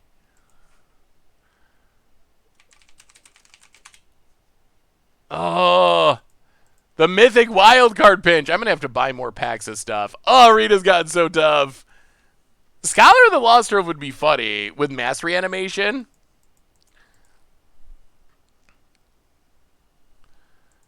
I feel like this is eating up too many slots. So, all right. So, chat, here's our options. We can try to build another version of God-Pharaoh's Gift.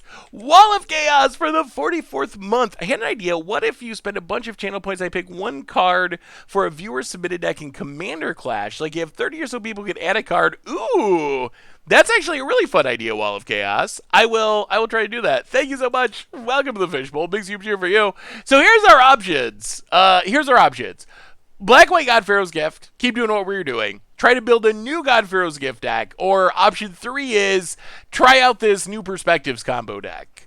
So what do you think, chat? What would you prefer out of those options?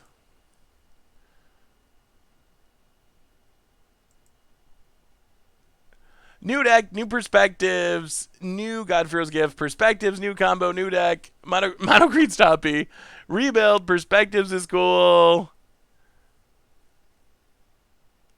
All right. It seems like people want to try. Ooh, we can definitely revisit God-Pharaoh's Gift. All right, we can try new perspectives. So this is a build I'm a little bit questionable on the build, but we're gonna try it, and then we might make some changes to it. I think so. The idea of this deck, if you've never seen New Perspectives in action, the idea of New Perspectives is, in theory, you resolve New Perspectives, you win the game on the spot. You cycle through your entire deck. It is ridiculous. You make tons of mana. You do tons of really sweet things. It might actually be good against what's going on in the format, because maybe you can just, like, race. So that is the main idea of the deck, is your deck is full of cycling cards. You go to town, no Pact of Negation. So this is a deck someone sent in. It definitely seems based on the standard deck. I think I'm a little bit curious. I don't know if I'd run Pact of Negation in the main deck. I'd probably run it in the sideboard. I'm a little bit on edge about the actual build. I kind of think you want more, I don't know, more ramping. I'm not sure that Jace, like, I don't know if Jace is better than Fae of Wishes. Like, Fae of Wishes, I think, and possibly Thassa's Oracle are the best options, or like Fae of Wishes, and then you can get Jace from the sideboard. Like, so I feel like, but I feel like this build it's functional, and we get an idea of it. It's probably gonna need some tuning though. There's got to be Lotus Fields in here. Yeah, there is Lotus Fields. Hey, what's up, Dr. Wetbones? Hello, hello. Yeah, I mean, I think that Jace is worse than Thassa's Oracle, and I think they're both worse than Fae of Wishes. All right, let's just give it a shot, and then we will do some updating on it, because I think more ramping, changing up the finisher package, I think is probably the direction to go, but it might be pretty good just as it is. Let's give it a shot though. What are we wishing for? I mean, we wish for combo pieces, and we can also wish for a finisher. Jace, or some other way to close out the game. So I think that's what I would be thinking. Oh, we got new perspectives. I will update the deck command.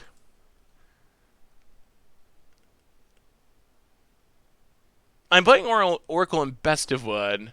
Did I ever read Ixalan short stories? No. I have not read really any. Boy, I don't know about this this board. This board is so gaudy. Well, alright, good game. Good game. Lotus Field's actually wow, they take Explore.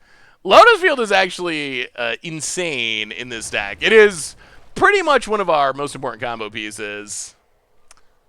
Zenith Flare, I mean, Zenith Flare would be fine, I guess.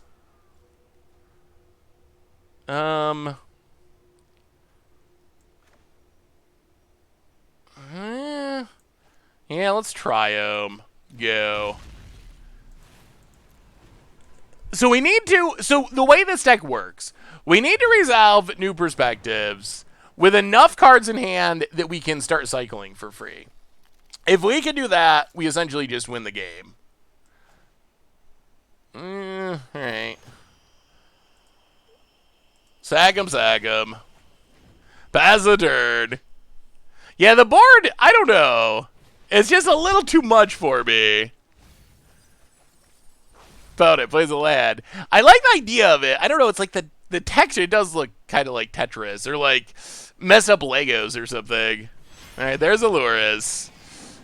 We're actually not that far away. Play the land, pass the turn. Like, we should win the game in 2 turns, hopefully. We'll see. But, like, in theory, if you've never seen this combo go off, it is ridiculous. It is so ridiculous. It was one of the classic budget magics that we played back during its time in Standard. And for, like, a brief second, for, like, a week, people thought it was a legitimate Standard deck. And a bunch of Japanese players brought it to a Pro Tour. It wasn't actually a legitimate Standard deck for very long. The problem was, if you just kill the New Perspectives, or counter the New Perspectives, it goes really poorly. Alright, opponent mills a bunch of stuff.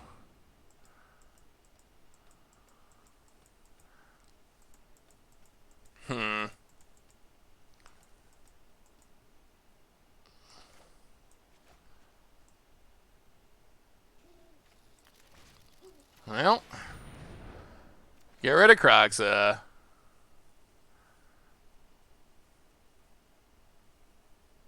We do need 7 cards in hand for New Perspectives to work, though. Yeah, Stone Raid, your deck shares some similarities, but kind of like a mill idea instead.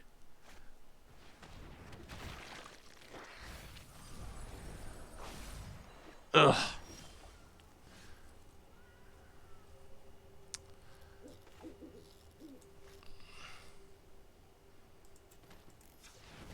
Are we going to have enough? 1, 2, 3. All right, so we should be able to win here. So we can Vizier. 1, 2, 3, 4, 5, 6. All right, so Vizier. Cycle. Let's go for it. Cycle. Untap Lotus Field. Play a land. New Perspectives. All right, here we go. Here we go. Let's draw. Oh, okay, that's not great. Well, cycle Smeltering Suns. The cycling has begun. Number 1. Oh, explore. Okay. Cycle Illumination. Into a land. Cycle it. So we need to hit another Vizier. Oh, and we are fizzling. Cycle. Cycle. Cycle. Come on. Come on. Cycle. Oh! Alright. I mean, we're probably still okay to try to win next turn, but... Yeah, we found the Shadow, but we didn't have a Vizier. That's kind of the hard part about trying to go off early, is we don't have extra mana. I mean, the good news is, we're set up to draw more cards and try again next turn. And we shouldn't fizzle again. Croxa, sure. We will discard a Lotus Field. Drop to 13.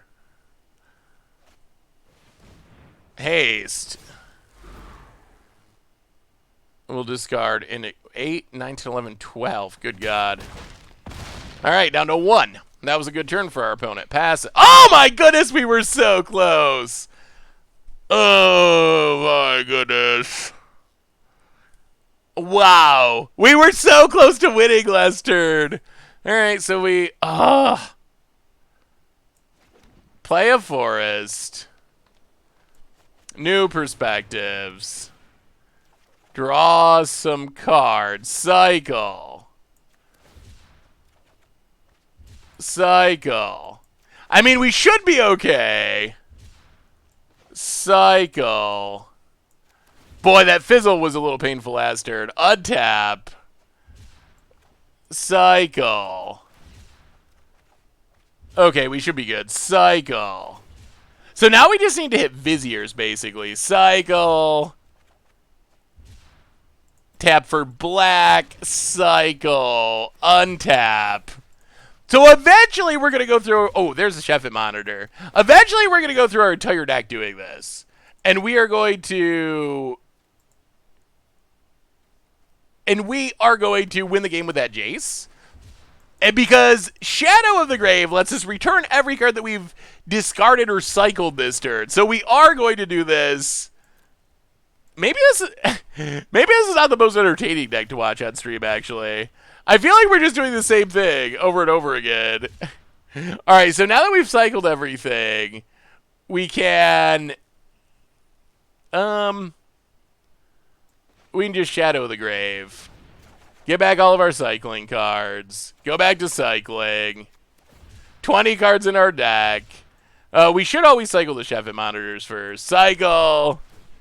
Get a land. Yes, please. Give it to us. We will cycle. I mean, and now all we do got to do is find the Jays. And we will. And then we win. Cycle Setzer.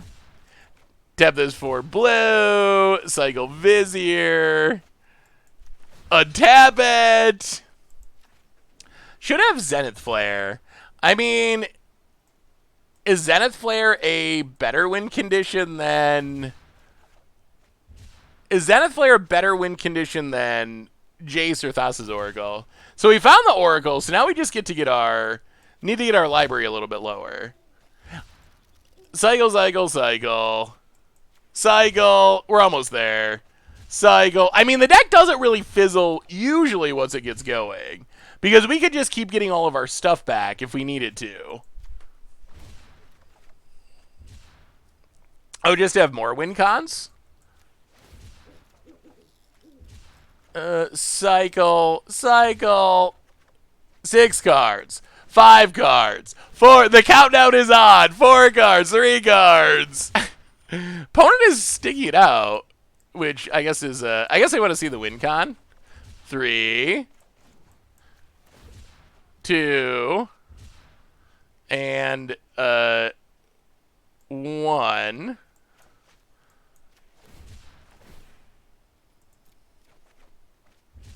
And Thassa's Oracle. And game! Yes, oh, yep. Devotion was 4 at the moment. Huh. Zenith will win quicker. So Zenith Flare... Let me look up Zenith Flare. Zenith Flare itself... So I think the concern I would have with Zenith Flare is Zenith Flare doesn't cycle. So for the combo to work, the most important thing is cycling into more cycling cards. So I would be a little worried about... being too overloaded on non-cycling cards. I think that would be my concern. I mean, not that we could play one of them maybe. So I think we could try to play one of them. It would also be a little weak to graveyard hate, but...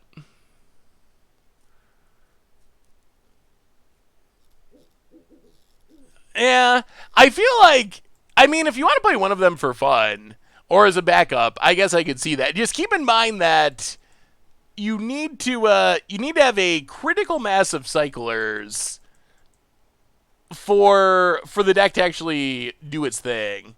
And when you lose out on the cyclers, that's when things become sketchy. If you cycle into non-cyclers, you fizzle.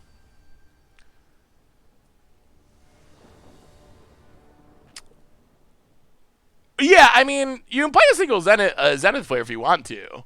I think it's a worse win condition than Thassa's Oracle. But if you want to play one for fun, like, go for it. But just be warned. If you play 4 Zenith Flares, you're going to fizzle the combo and lose. If you play 4 of any win condition. Yeah, this hand's definitely not good. Not good at all. Ugh, no lands. The lane line should be very helpful against our opponent's deck. But looks like I got a lot of creatures, so it might not be that helpful. Claim, Croxa, and Croxa just gets around. Ugh. Yeah, alright. Well, Leylon, not enough. Well, our deck is full of cycling cards, so all we really got to do is hit a land, and we can cycle into what we need. And we have Leyline to not lose to Thoughtseize, and we have...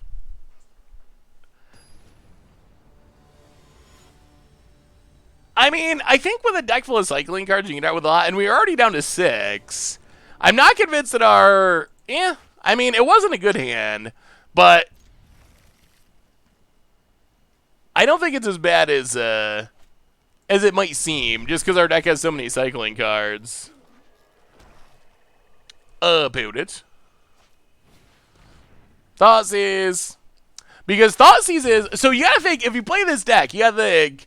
the stuff that makes you lose is anything that answers new perspectives. Like, that is the entire...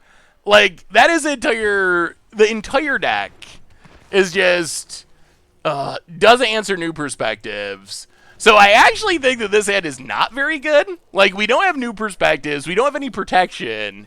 I think this hand is actually pretty bad. Young Pyromancer. Opponent's going to Dreadhorde Arcanist. Thoughtseizes. Yeah. So this is basically game. So the reason I was excited about keeping that last hand is I feel like Leyline is, like, the most important card in our deck in this matchup. You can rebuild off losing a couple of new perspectives. We're at a point where we're basically already just dead. Like, we're pretty much already to the point where the game's over. Because remember, you also need 7 cards in hand. I don't think you actually can rebuild from losing new perspectives. Because your odds of finding them again are not very high. Like, obviously if you draw them, you can. But like, now we're just in a position where we can't win. We got 2 cards in hand, so even if we found a resolve to new perspectives, we would have to wait 3 turns to be able to do anything with it. So that's why Leyline is, like, insanely important.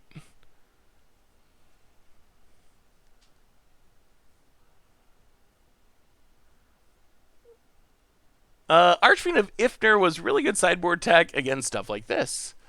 Yeah, Archfiend could be interesting. Bound gets in. Down to 14. Gets Aluris. Plays a land passes. Land goo. This is just a very bad matchup. Yeah, I think Village Rise draws some cards. I think that you just want to focus on the ley lines. You gotta focus on protecting your combo. This is new perspective stab. Stitcher supplier 4. Alright, we're just gonna scoop. There's not any way we can win from here. Alright, let's change this slightly. So I feel like you got to see the combo go off. I think that smiley face is the least reliable judge of anything. Oh boy, so many decks that need rebuilding. Not easy to do. All right, so, oh goodness. I feel like there's a ton. I feel like there's a ton to do. The issue is, so the issue is protecting protecting new perspectives is the main issue. Like, that is what everything is about. Chandra, jeez. I feel like there's a lot of math that has to go into this. Because you need enough cycling cards that you can hopefully not fizzle the combo. But I would like to be playing more real cards. Because a lot of the cycling cards are bad. So like, Grow Spiral would actually speed up the deck quite a bit. But then you're going to have to start cutting cycling cards. Ugh. Like, Neutralize probably isn't good. The question is, like, mathematically, how many cycling cards do you need to not fizzle the combo? And how many real cards can you play in the deck? That is the challenge. That is fully the challenge. Yeah, I'll have to look into Daggerbird. I haven't tried building Daggerbird in Historic. I don't know. I would have to see how many of the pieces exist to try to do something like that. We have played some janky decks lately, though, so it's definitely a possibility.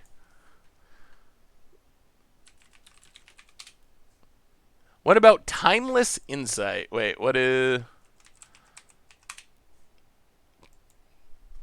I'm not sure what Timeless Insight is. What is Timeless Insight? How many lands are in this deck? 23.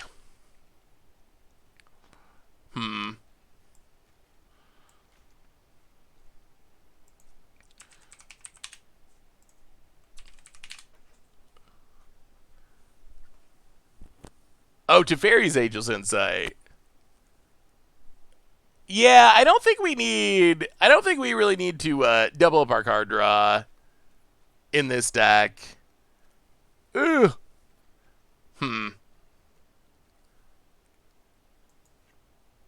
Maybe we just maybe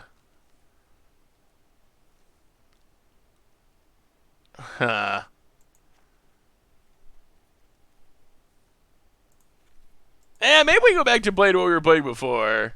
How about Neutralize? Yeah, Neutralize could be okay. I feel like this is not the easiest deck to brew on stream, because I think you actually got to do a lot of mathing to get it to a point. Like, we could just play it, but I feel like you got to do a lot of mathing to try to get the combo right, because it's a very mathy styled deck. How about the Broodmoth combo? What is like Broodmoth and Solemnity? Broodmoth and Solemnity is fun. God-Pharaoh's Gift was pretty good. We might just play some more God-Pharaoh's Gift in a minute. Here's a version I've been working on. Let me see No Space TV. Yadara would be funny. Well, alright. We'll keep this. Fae of Wishes, New Perspectives. Oh, I actually don't know. Do we actually put... I don't know if we put a win condition on our sideboard. We might actually... We might actually have to just scoop. I don't remember if we put a Jace in our sideboard or not. I don't think we did. But maybe our opponent scoops if we start comboing. We'll have to LSV him. Grow Spiral. Put a land into play. Pass the turn. Put a land into play. Well, if we find a New Perspectives, we're in good shape. Yeah, this might be an awkward stream deck, because the combo is just so incredibly slow. Shavit Monitor. Yeah, it is very tedious. So it might be that it's just not a great deck to play on stream. Oh, well, okay, there's New Perspectives. All right, never mind. Good luck, Goblins. We're going for it. Opponent. Well, we'll see if they scoop. There's a Matron. Sure. Ooh, we have 3 Cyclers in hand. No Lotus Field. We might get there. We might get there. I'm so excited to see God-Pharaoh's Gift. I feel like there must be a good deck waiting to happen. Yeah, God-Pharaoh's Gift is definitely fun. All right, there's a Chieftain. We'll let that go. We're all in on the combo. Opponent hits us. Well, yeah, opponent's comboing. We're comboing. Historic Reanimator looks fun. Well, new perspectives. And here we go. Draw some cards. There. Ooh, all right. Triome. Cycle. So if we hit a Lotus Field, I think we're like guaranteed to win. Cycle.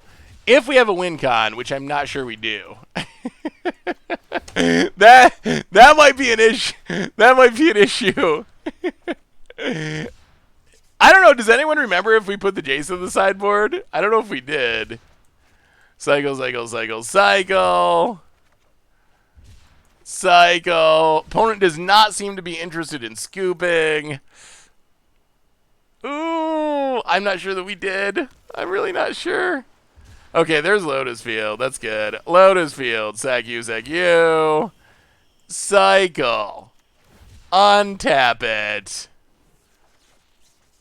Maybe our opponent just scoops when they realize we're going through our entire deck. Maybe they haven't seen the combo before. Cycle, cycle. Ooh!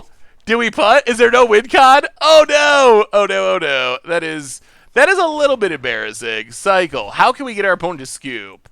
Maybe if we play slower? Hey, Seth Galford, got my Scoop Soldier. Awesome! That is a super sweet smash. Hopefully work went well for you today. Cycle. Cycle. Cycle. Well, it definitely feels like we have plenty of cycling cards. Well, Shadow. Oh, we don't even need to tap this. All right. Shadow of the Grave. Get him back. Go again. Cycle.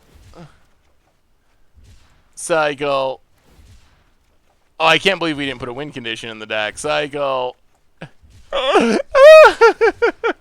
Beneath the Sand of Migration Path give you ramp into new perspectives, and they are cyclers. Yeah, they could be worth considering. They would work well with the combo. Migration's Path seems sweet, especially. Now let's tap this for mana. Yeah, I like that idea. Vizier. I guess there's actually a decent amount of cycling ramp. Tap this for mana. Cycle. 20 cards in our deck. Well, Chef it Monitor. Ugh. Oh, where's our Fae of Wishes? Do we not even put Fae of Wishes in the deck? How much did we mess this up? Cycle. Cycle. Maybe an Ominous Seas is a win condition. So we do have Fae of Wishes. We're going to draw into them eventually. Cycle. Well, the moment of truth is coming when we look at our sideboard. Cycle. Cycle. It is repetitive. Cycle. Cycle. Where are the Fae Wishes? Cycle. 10 cards in our deck. Where? They're both at the very bottom. Cycle. That's not a Fae Wishes. Cycle. Oh, we accidentally left the Thassa's Oracle in our deck. Okay, well, that is fine. We do have a win condition. We're not supposed to have that, but we do. So I guess that will work. We did very literally put our way to the win. You are very correct. Yeah, we'll tap this for something. Opponent's been sticking it out too. Wow, we just raised goblins. Wow, I can't believe this is working out. Cycle. The Fae Witches are the literal bottom two. Oh my god, they're literally the bottom two cards. Literally the bottom two cards. You cannot get any lower in our library than that. Fae of Wishes. Oh my goodness. Well, we will continue punting our way to victory. Discard, discard.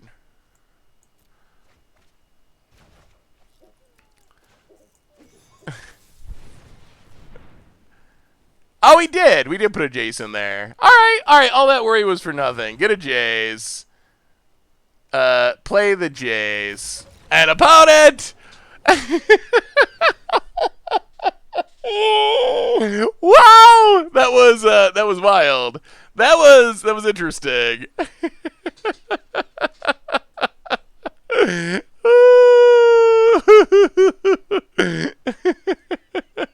don't know why our opponents stuck it out, but they did. Well, this is the kind of matchup we do like. It's just purely a race.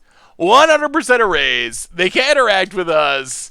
Are we fast enough? That was that was one of the more punt-filled matches we've had in a while. I messed that up in so many ways. It'll be on the replay, Stork. It will. They all are. I love how I ended up looking like a jerk putting and playing the fairy only to have to put it back in. I know. Our opponent is probably thinking I'm such a jerk. When really, you were all here. If our opponent ever shows up in the stream and says anything, you'll have to defend me, chat. I'm not a jerk. I'm just a bit of an idiot sometimes.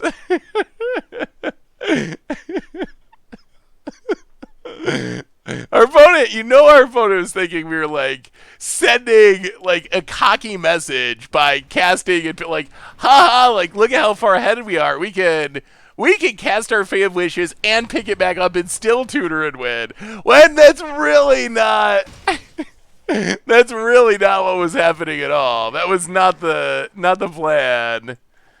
Well, land go. Oh, censoring a Muxus would be sweet. I'm not a jerk, just yeah, that is a that is me.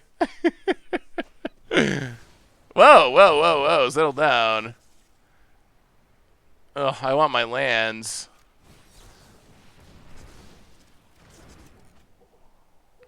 We do still need to find... Oh, there's Lotus Field. Well, let's play a Triome. So we need to find new perspectives. That's what it's all about. If we find it, we got a good shot. Didn't even need a tutor, just play Oracle. Yeah, we could have just played Oracle. Oh, come on now. Oh, this is going to be fun. Opponent. Haha! That's what you think, Rune Blaster. Oh, you thought you had us, didn't you, Goblins? We will put Lotus Field into play. We will sack you and you. Ha-ha! That's how you counter a Goblin Rune Blaster. Got him indeed. Phone it hits us.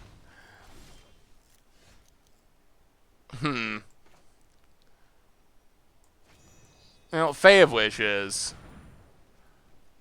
Get a Chandra. Triome go. About it. Oh, pumps and scoops? Is this old pump and scoop? That's a Chandra. Those are not elementals. Take it down. Sweep the board.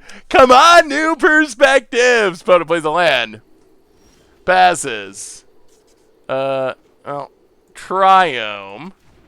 Take it up. Go. Let's get toasty. Oh, yeah, I'm glad we didn't accidentally sack Lotus Field. That would have been bad. Yeah, I guess we can play this. Play the Fey of Wishes. Pass the turn. Is Goblins still around? Like, I hardly ever see Goblins anymore. Yeah, the deck's coming together. Have you seen the Moth version of the Gabo deck? I don't believe so. Is there any more to it than just Luminous Broodmoth? Like, are there any other shenanigans? Yeah, best of one is probably pretty good still. Well, Emblem, yeah. Is it just me, or is it getting a little Grow Spiral. Ugh. I don't even think we put the land into play at this point. Go to combat. Attack, yeah. Doing it the old-fashioned way. Oh, Broodmoth Slimmy and Titans. Yeah, I have seen stuff like that, for sure. That would be something that would be fun to play. We've played in, like, other formats. We haven't played in Historic, though. But, like, the modern deck we played with... Drawing your deck with, with everyone's favorite Uro, and Kroxa was, or Uro and Broodmoth was definitely super fun. And now we can do something like that in Historic. Sweltering Suns. Well, cycle it. We want the new perspective. Oh, there it is. There it is. New perspectives. And let the party begin. And opponent, now they know what's up. They are not going to to sit through our pods and skips it up. I sent you a Mardu Slimity Broodmoth deck today, actually. Ooh, sweet. Do you remember the Shifter Worm deck? I wonder if you could make the same kind of combo with the guy that drains opponents when you gain life. There's so much ramp. Ooh, possibly. I do kind of remember the Shifter Worm deck. Wow, that was a while ago. What do you think, chat? God-Pharaoh's Gift, new perspectives. Are you sick of sitting through cycling already? Are you laughing at the puns? Where are we at? You can pick up arbitrary high values for cycling Sharknadoes. Keep going with this one. God-Pharaoh's Gift. God-Pharaoh's Gift. Keep going with this one. Where do I send decks for Seth to look at? All right. Well, Daggerbird's gonna take some work. We will try to Daggerburn, not tonight, but all right. We'll go back to God-Pharaoh's Gifts. But we will definitely try Daggerburn if the pieces exist, because that sounds fun. But, oh yeah, we don't have Panharmonicon yet. Yeah, the pieces might not all be there yet. Yeah, the cycling deck, I think the issue is it's just not super entertaining to watch. Like, it either... So, one of two things happen. And this is how New Perspective works. Like, New Perspectives, one of two things happen. Either you play New Perspectives, cycle for like 15 minutes, and you win the game. Or your opponent thought seizes or counters your New Perspectives, and you do nothing and horribly lose the game. There's no, like, interaction. There's nothing in between. And even the combo is really slow. So... it's probably not the most optimal. Ooh, Rogues. Rogues is not a deck that I have seen. Like, period. I haven't seen anyone play Rogues. Robber of the Rich. Getting in, hitting us. Oh, it stole our gate to the afterlife. Come on now. We will discard, I guess, Vana. Oh, yeah, that's not great. Oh, Castlearn Vale, pass the turn. Oh, we needed that gate to the afterlife. Anyone link the God-Pharaoh's Gift deck? I will update it again. Opponent. Well, no one expects Vizier to firm it. That's for sure. Vizier, blink you.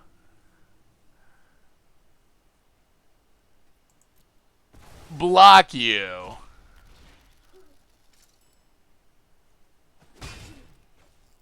Oh, it doesn't fly? That seems like a card that should have flying. Huh. Well, Choops Magoobs. Get rid of Tiny Bones. Hopefully is the right call. No attacks.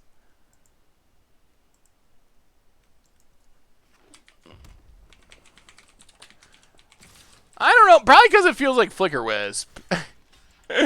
Like, it acts kind of like Flicker Wisp, so that might be the reason. Block, block.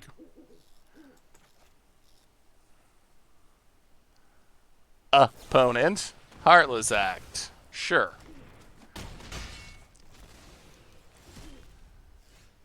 Well, Chupacabra. Kill Robber of the Rich. Temple's Island. Scry. We need a God-Pharaoh's Gift. We need a God-Pharaoh's Gift. Phone it. Tin Street Dodger is... Oh. A rogue and technically unblockable. That's good for our opponent. Hits us, makes us discard. Ouch. Alright. Well, Castle Lockwain. Go attacking.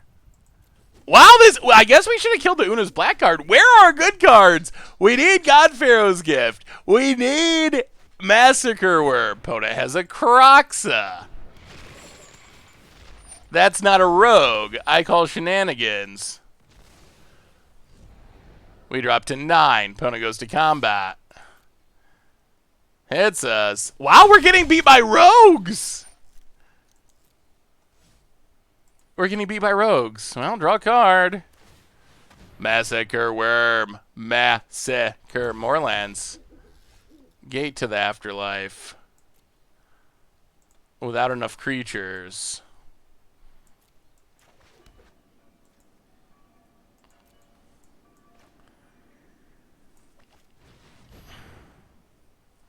Yeah.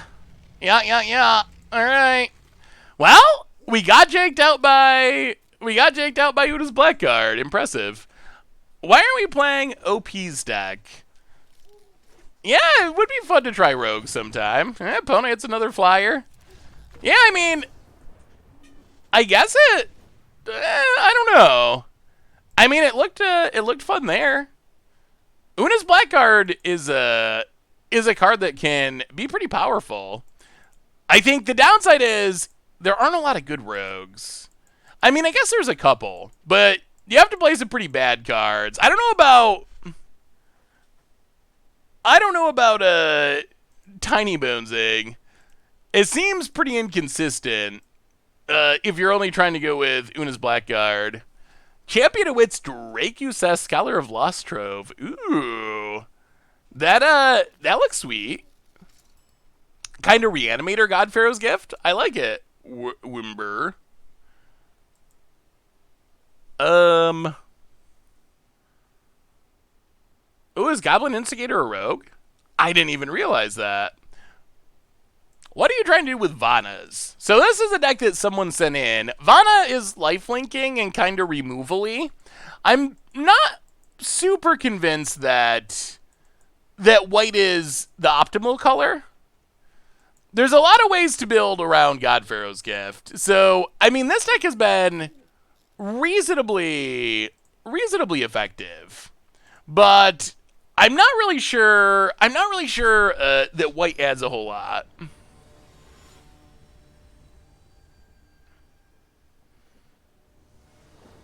Yeah, I think that's kind of the awkward part is if you are playing rogues and you don't have Una's Blackguard, then you're just playing a bunch of underpowered creatures for no payoff, or like worse creatures than you could be playing. So I think that's kind of the challenge for rogues. Is there just, other than Una's Blackguard, there's not any really a reason to be a rogue deck. So I think that is the challenge. I love Angel of Invention. Probably not the best option. Yeah, Angel of Invention actually isn't even in Historic. Well, there's the Thoughtseize. Gonna take our gate to the afterlife. Unfortunately. Yeah, well, play a land. Bugler Rat. Well, now we're quite a ways away from doing anything. We really wanted that gate to the afterlife. Hey, see you, Stone Rain. Thanks for hanging out and sending in all those sweet decks you've been working on. Keep up the good work. I mean, Gate to the Afterlife, I think, is equally powerful as far as getting God-Pharaoh's Gift into play, but it does kind of change the style of deck a little bit. Big fan of blue-black with Combat Celebrants. That sounds fun. Yeah, Combat Celebrant could be a powerful creature to get back. You can kind of go combo kill mode. Well, Seeker Squire.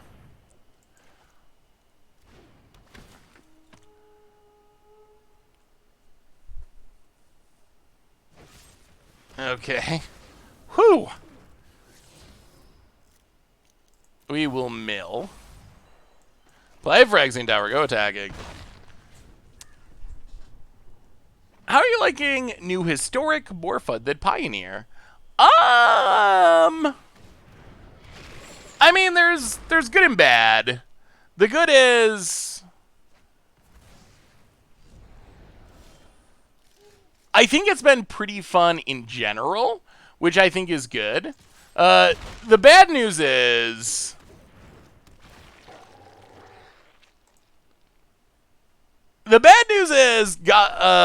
that Field of the Dead is absolutely busted. So if you're not playing against Field of the Dead, I think it's been a really fun format. But I think the Field of the Dead deck is like so far and above anything else in the format that until that gets banned, that is going to be a bit of a issue with the format. Opponent gets in, hits us.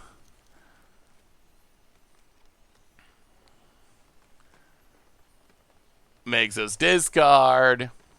Our deck is also a little bit like the last. Wow, opponent's gonna sack their Rankle. All right, sure. A little bit like the last deck we played. We are sort of a little all in on God-Pharaoh's Gift / Gate to the Afterlife because, I mean, that's a miasmic mummy. That is not a card you want to be playing. Unless there's some synergy. Played Field all day today. Lost only one game at High Mythic. Card needs to go. Yeah, that sounds about right. I also played Field today. Planning on doing a video discussing the possibility of banning it, etc. So yeah, I think the deck is pretty insane. Sager Squire. I'll pass the turn. The lands keep it coming.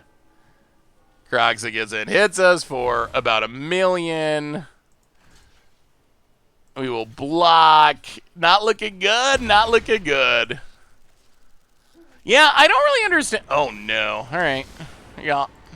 I don't really understand why. I don't understand why they unsuspended it, honestly.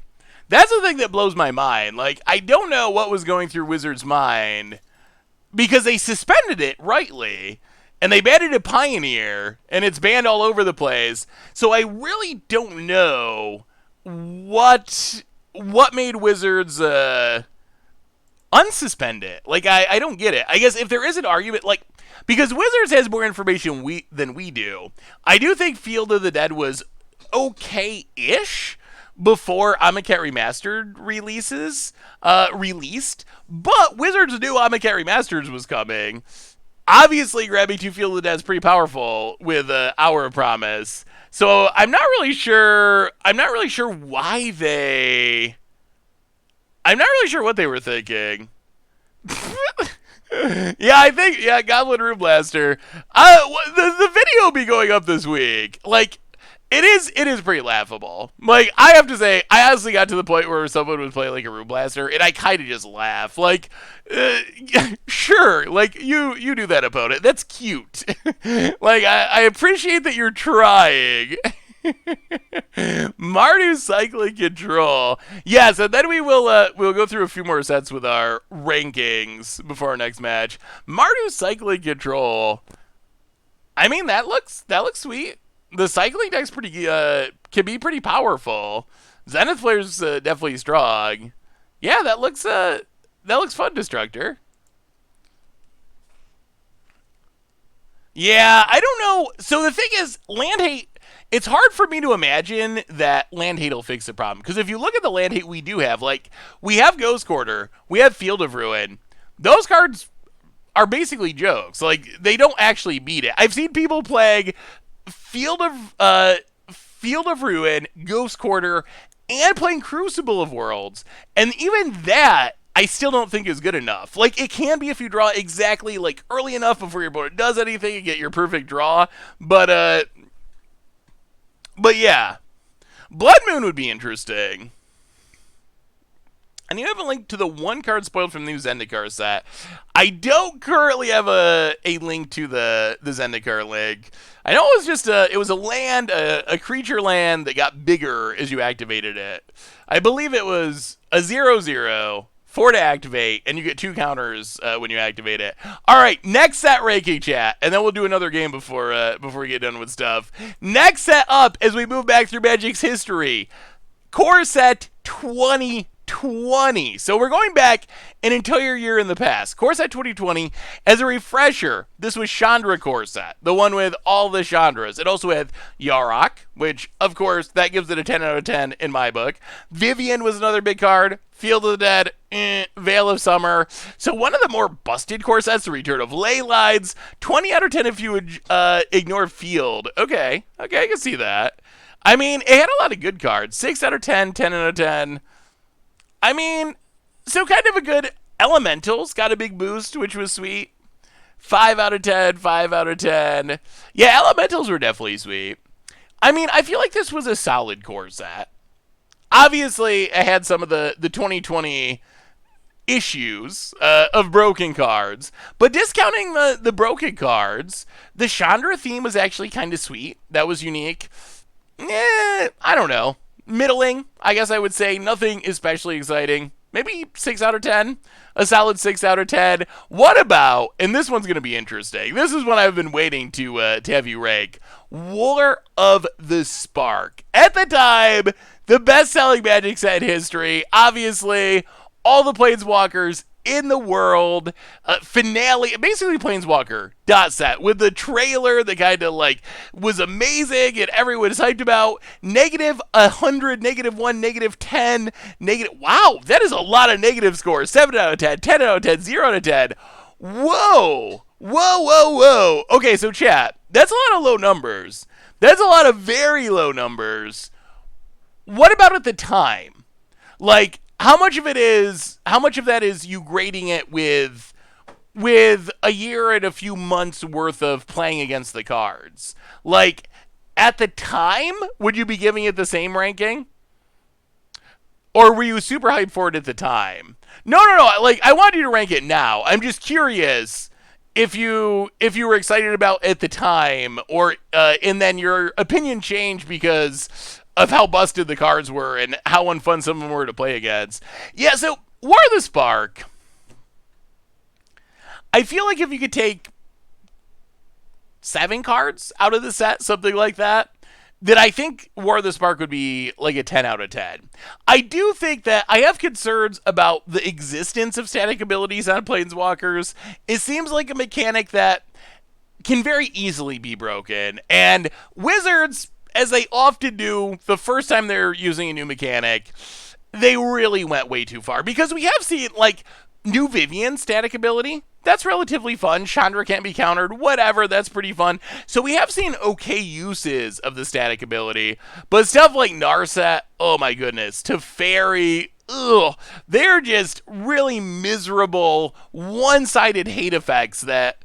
Ugh, I like hate cards, but I really like them to be symmetrical. So, flavor-wise, War of the Spark was really sweet. I hope that we get another Planeswalker-heavy set in the future, but another one where execution-wise, balance-wise, definitely had major negative impacts across formats. Maybe the most harmful set of that era of Magic. All right, a couple more. We're almost done with our rankings. Then we'll play another game. We got to finish out sets currently in Standard before rotation hits. Ravnica, Allegiance, and I guess we'll just throw Guilds of Ravnica in there as well. So Ravnica, Allegiance, Guilds of Ravnica. Back when we still had blocks, our return to Ravnica. A bunch of guild cards. What really stands out of these sets, though? Like, right now, the most expensive card is Divine Visitation, Casual All-Star, and then all the shock lands. Hydroid Crosses was pretty dominating. Smothering Tithe, one of the best commander cards printed in recent years. I mean, Ravnica's always good. I don't think that this set of Ravnica is, like, spectacular. I don't think it's bad. I think it's like just another solid return to Ravnica. And I think when it comes to like Ravnica, it's about meeting expectations. And I feel like Wizards did do a good job. You had the shock lands. The guilds felt on flavor for their guilds. There were some cool guild mechanics. So I'm never going to complain about a couple sets of Ravnica, because Ravnica is just like, it's one of the most like classic, I think, I would say, one of the most classic of the planes in all of Magic. And Standard was actually pretty balanced. You're right. Standard was pretty balanced up through a little after War of the Spark. Maybe all the way to M20, honestly. Rhythm of the Wild. Yeah, Rhythm of the Wild is definitely a sweet one. That was a sweet one. Ooh, I don't think I told you this. I finally made my basic lands video. I think I'm gonna put it up tomorrow. Where I get to talk about the best basics and show off my love of basic lands. Arena needs better basic lands. They're heading in that direction, but we could still use more better basic lands on Arena. We will Mill Massacre Worm. Amonkhet was the best set of all time. Changed my mind. Ooh. Would you like to return to Amonkhet? Priest of Forgotten Gods. Sure. We would like to get down this gate. Ugh. We need a land. We need a land. Help us, Seeker Squire. Ugh. Whiffing on lands like crazy. That's not great. That's not great. Hit our opponent past the turn. Dominaria was wonderful. Yeah, I don't think we're going to get all the way back to Dominaria today, but Dominaria was about as good as it gets. Opponent, Woe Strider. Oh, God. Claim the Firstborn. Wrecks our board. Hits us. Whoa. Ugh. Yeah, that's a blowout. Hey, see you, Gory. Have a good night. Yeah, that's tough. Opponent passes. Still not a land. Ooh. So a lot of our losses with this deck have been games where we just have not actually been able to play Magic. that has been the bad news. Either just flood or screw, I think, has accounted for most of our losses.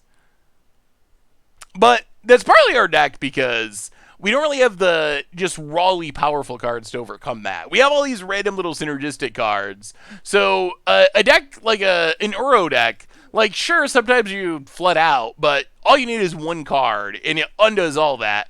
Our deck doesn't have anything like that for the most part. It's not like we can just, top deck a Hydroid Crosses and draw 10 cards or 5 cards and undo all of it.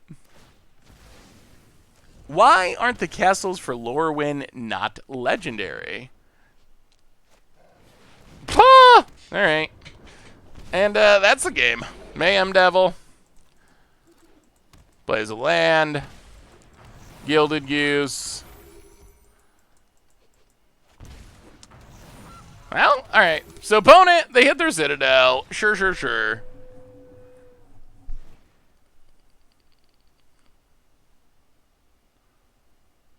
Has Pact of Negation actually been a problem? Oh, the Eldraine castles? I mean, do the Eldraine castles really need to be legendary? I'm not actually sure that they do, honestly. I think they would be way less playable if they were legendary. I mean, I guess maybe I'm not super in depth in the lore. Maybe there's a lore reason that I'm missing. But if it's like a flavor thing, I can see that argument. But power-wise, I think they're fine as they are.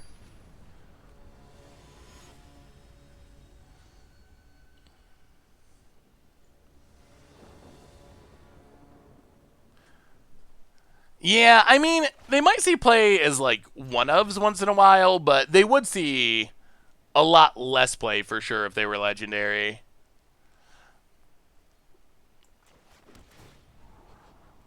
Alright, God-Pharaoh's Gift to the bottom. You're not playing Champion of Wits, you're not doing this right. Oh, this was a viewer deck, Melody, and it has been Swedish. It's had some good games and some bad games, but I'm sure we'll try a Champion of Wits version at some point.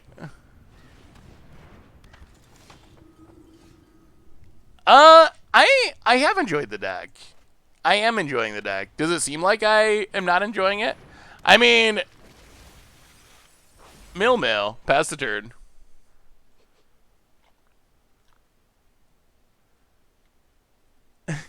Swedish.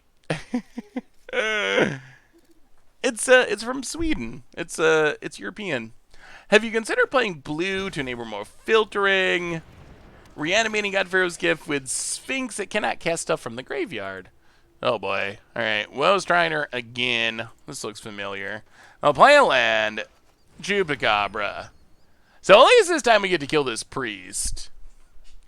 I seem bored. Oh, that's not good. Kill the priest. I'm going to get Bandwatch. What are your thoughts on Scarab God and Esper version? Yeah, I think an Esper version could definitely be sweet. I would be down with trying out some sort of Esper blue-white version at some point. Scarab God, I haven't really seen Scarab God have much success, honestly.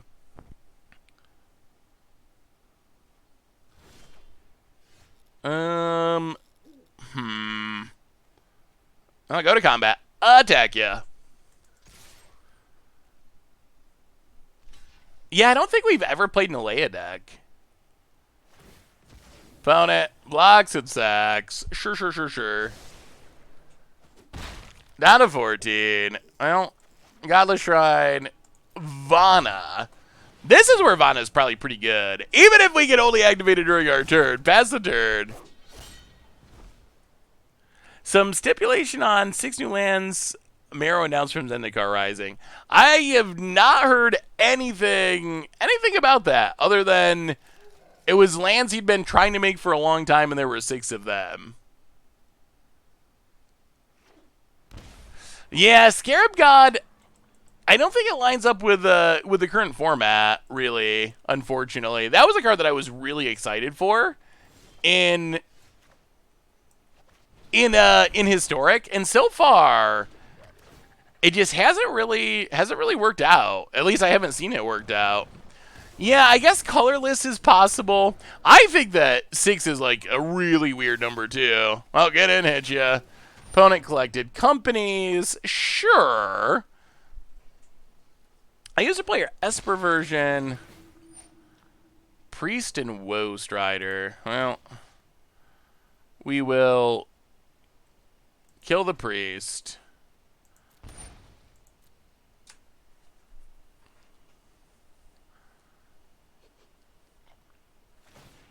Bonus exit. Yeah. I haven't had too much success with Scarab God. Yeah, I don't think anyone really has. Yeah, Collecting Company is back in Historic now. 4-color lands would make sense, but they feel a little busted. Like, 4 colors probably just too good, right? I mean, I guess if they come into play tapped and don't have any upsides, but then that's just kind of like boring when we already have triomes.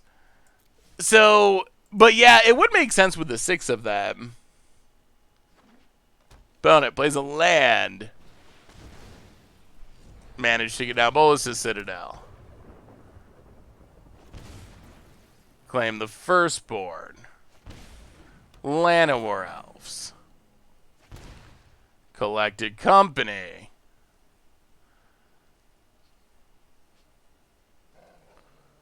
Wow. All right. I mean, 3 in a row. How far can they go?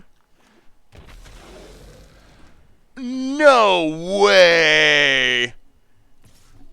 Opponent goes attacking. Wow.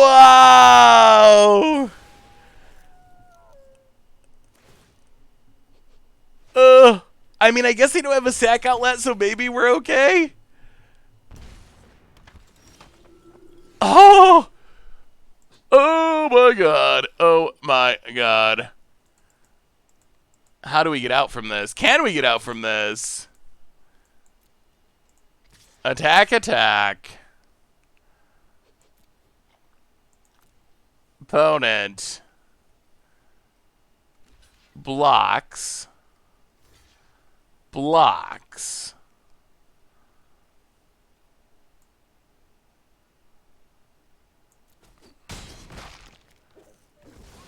So we go to 15. Down to 13. Kill the Citadel.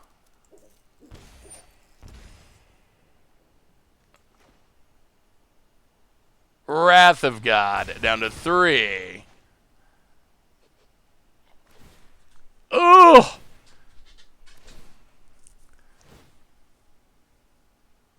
I mean, we're sort of alive. Our opponent hit the Bolas's Citadel, though. And Bolas's Citadel is what makes... there's a lot of historic decks that are all about one card. This is another one. Like, if they have Citadel, they're probably going to win.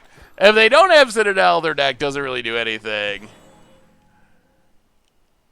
Sort of like the New Perspectives deck, and sort of like this deck a little bit, where... Like, if we just don't have... If we don't have God-Pharaoh's Gift, which we haven't this match, our deck just kind of is playing pretty underpowered bad creatures. But when we do have God-Pharaoh's Gift, it's really sweet. A Braid. Yeah, untaps. Opponent. What do they got? Vanna's been holding down the fort a little bit. I feel like Vanna, Blood Artist, then Wrath, leave them with a Citadel at 3 life. I think leaving them with a Citadel is just always wrong. Opponent. Like, their deck is just... It's good if they have Citadel and horrible if they don't. So I feel like in almost any situation, it's really risky because they have ways to gain life. They have Blood Artists. They have all these shenanigans. Jeez. Well, play a land, go to combat, attack. Opponent blocks and blocks. We gain a little bit of life, but then we lose a ton of life. Yeah, I think that does it. Yeah, Citadel, like, with this build of the deck, it is just, it's a Citadel deck. And, yeah, well, Lifelink Death Touch, but we need our opponent to have, well, I think it's just, like, literally game. Yeah, they can get back the Woe Strider. Well, our opponent drew 3 Citadels. We drew 0 God-Pharaoh's Gifts. All right, one more. We don't want to go out with a game where we just did not hit any of our fun cards. So one more game. Should you use Necromancer or Unmoored Ego to side in to ruin those decks? I think it could be, if you can back it up by creature removal, I think it could be worth considering. Because I think it is, like, a huge deal against their deck. I don't know if I've ever seen, or at least often seen, that deck win without it, so I do think it's worth it. All right, we get to play first. Come on, let's have a God-Pharaoh's... Oh, no. Oh, we got Gate to the Afterlife, so we will keep this. Maybe we just gotta, like... I don't know. How aggressively do you mulligan to find a Gate to the Afterlife? Yeah, no real need to menace because we're basically just dead anyway, I think. Why Grim Dancer? That's a really good question. I do not know. I think... I actually don't know. I'm assuming the idea is it's good against aggro. This deck has... it definitely has some really spicy choices, but it has some choices that I probably personally would not make. Like, just cards that are a little strange to me. Let's see. Massacre Worm... Yeah, we'll keep Massacre Worm. Put the land to the bottom. Hey, what's up, Ballgas? How are you? Yeah, New Perspectives can do powerful things, but it is a little boring to watch. All right, opponent has the Priest. And passes. Play the land. Gate to the Afterlife. Pass the turn. Oh, I guess we go attacking. So opponent can start making sacrifice. The question, if they have like turn 3,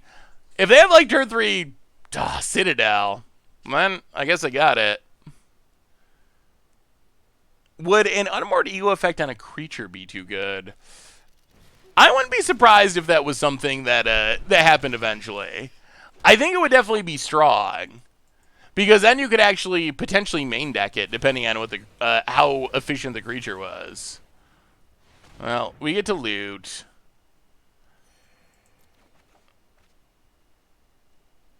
Discard a...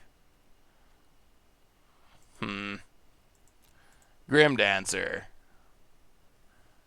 Opponent passes. Well, play Castle Lockwood. Oh, no. I always do that in this deck. Every time it loves to tap the Phyrexia Tower.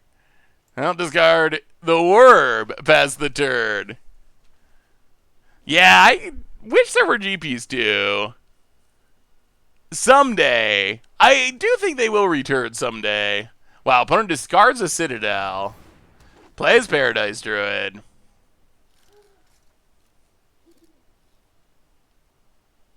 Are we sacking the board again? 1, 2, 3, 4. Well, sack, loot.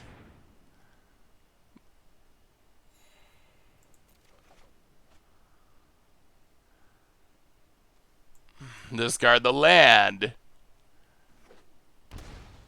Opponent plays the land. Oh, boy.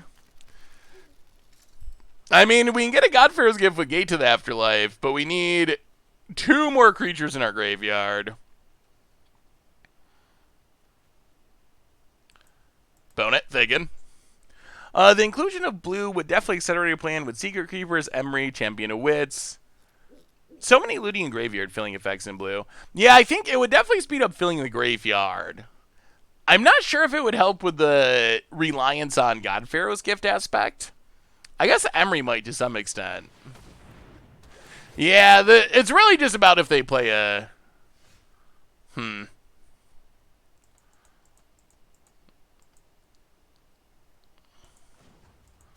Well, 1, 2. Make you discard. I think we got to go for this. Ooh! All right, we got to hit a creature here. That's what we need. 4 creatures. Opponent discard.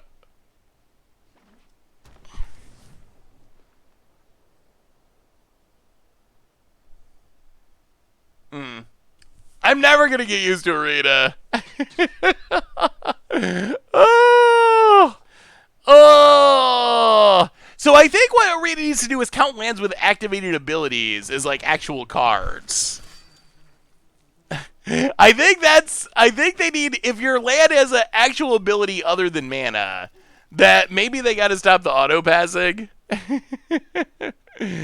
Oh, because that's definitely super obnoxious that keeps happening. About it. Yeah, it kills our thing. Would we fit a creature?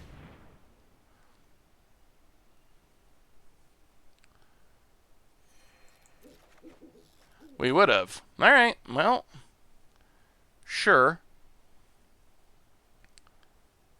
About it.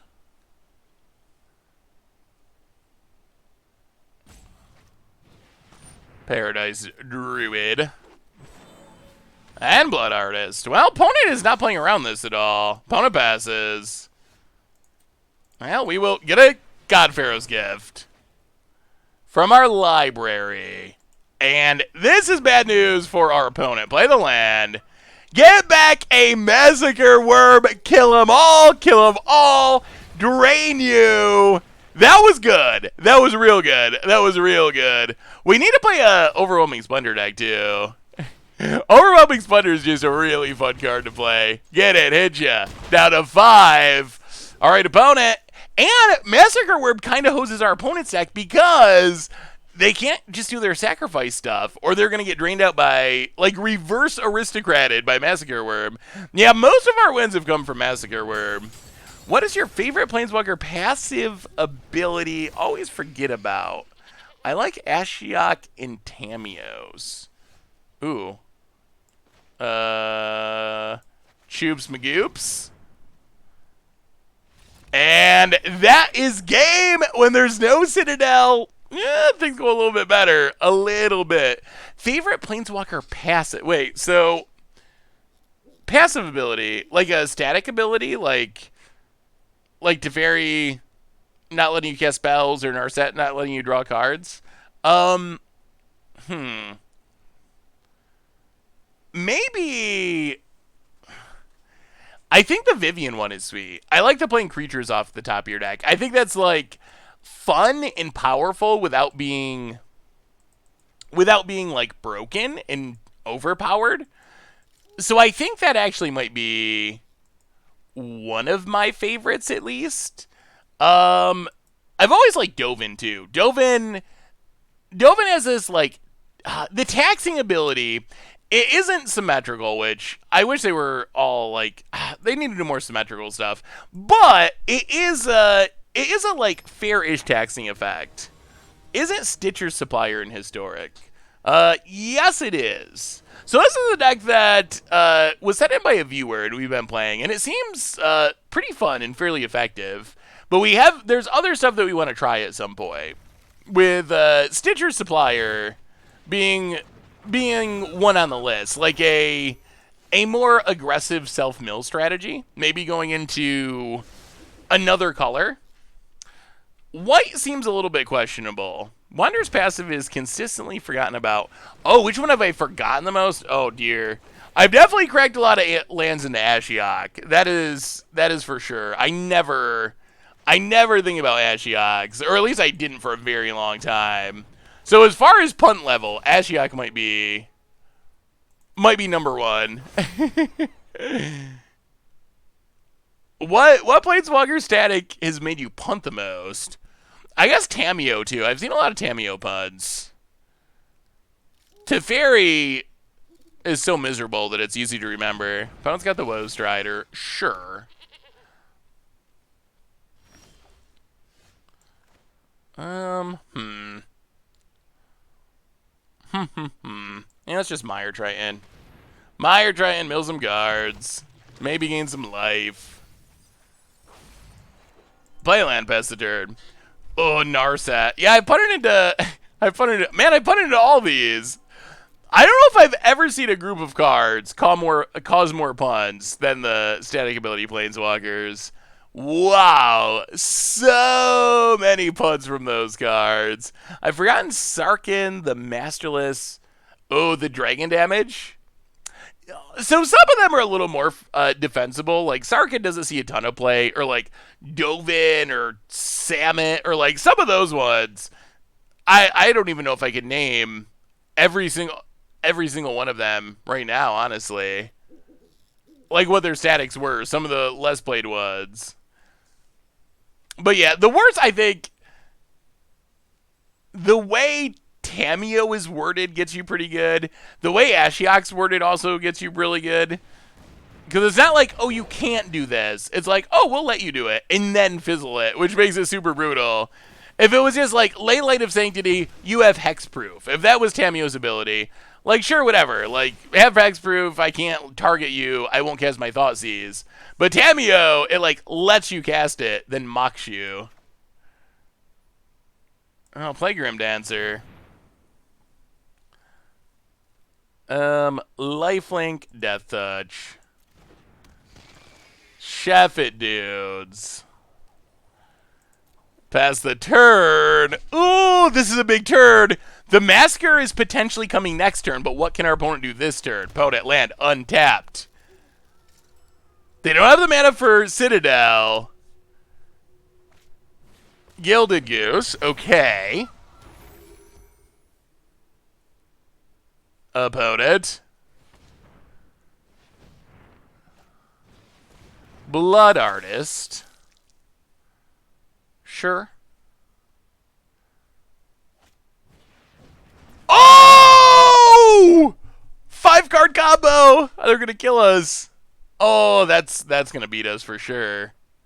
Wow. Ouch. Opponent. Attacks.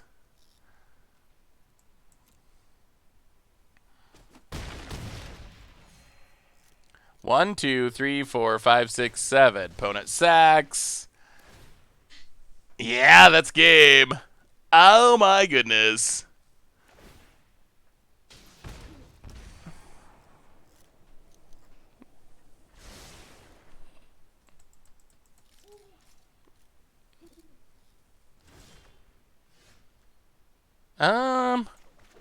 Alright, well. Sack it, mana. Get pinged. 1, 2, 3, 4. Ugh, I think we just end up dead anyway. Massacre Worm. Well, now opponent does stuff for a while. Has anyone tried Coco Merfolk? I haven't. I mean, there are Merfolk, but you're missing a lot of the modern lords. When you play viewers submitted, do you try not to alter them? No, I do sometimes and no sometimes. It really depends. Opponent. If this is just is this just lethal and we're sitting here too long? 1, 2, 3, 4, 5, 6. All right, so I think this is lethal.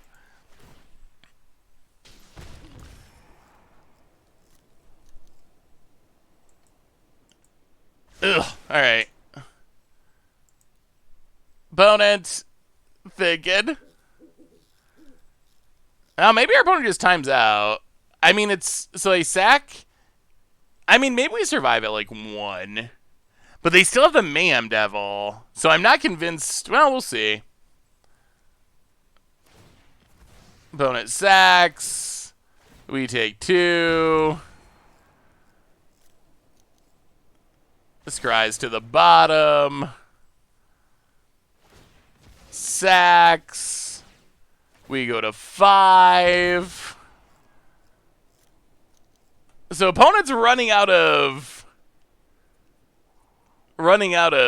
stuff to the top. That's not a great sign. Opponent. All right, loses their stuff. They keep the Mayhem Devil. We go to 3.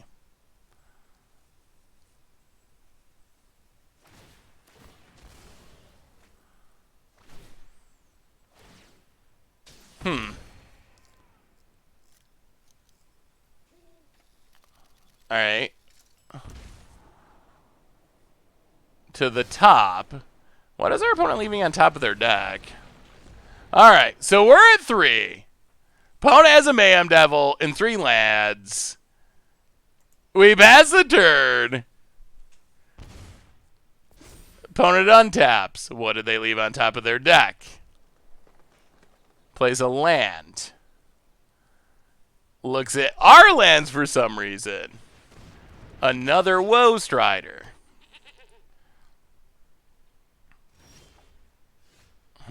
Yeah, that second Woe Strider I think is going to do it. So we will... Yeah. Okay, so that's... Well, we'll see what we hit, but that's guaranteed lethal.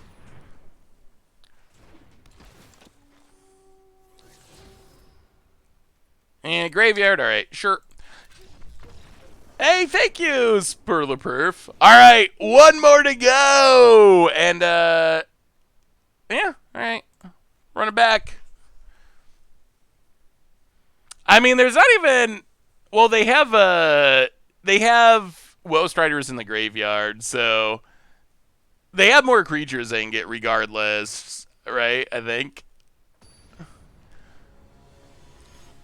So with the sacrifice stuff, they're in pretty good shape. Alright, we get to play first, and... Well, we got a Castle Lockwade. And we got some removal. This hand's not super exciting, but we do have Bugler Rats, so we're gonna be good. Opponent's mulliganing. Trying to find the Bolas's Citadel.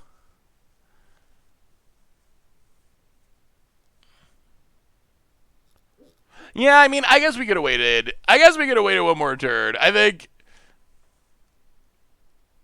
I think from the scenario of our opponent having like cards in hand and Woe Striders in the graveyard, I guess we could have waited and just officially made them kill us, but it's hard to envision a scenario where their cards in their hand, the fact that a card or a land off the top of their deck is lethal.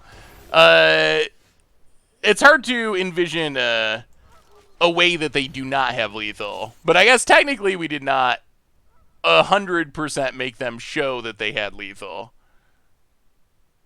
I don't really use beard oil for the most part.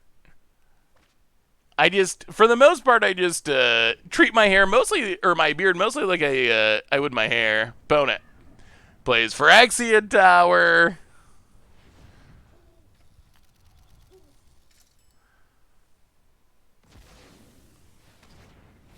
Whoa, Strider.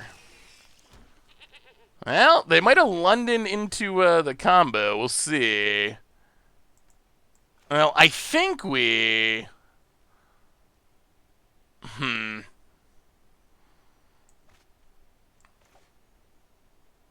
Let's Phyrexian Tower. Sack Rat. Chupacabra. Get rid of this Woe Strider, which is a pretty important combo piece. That is down. Yeah, I think we gotta get rid of it. Pass the turn. Opponent. What you got? What you got? The Aloro control player let Warp World resolve. Ooh! Oh, another one! Oh, man. Temple of Silence. Not exciting. Oh, Temple of Silence. Scry. We'll keep the gate to the afterlife.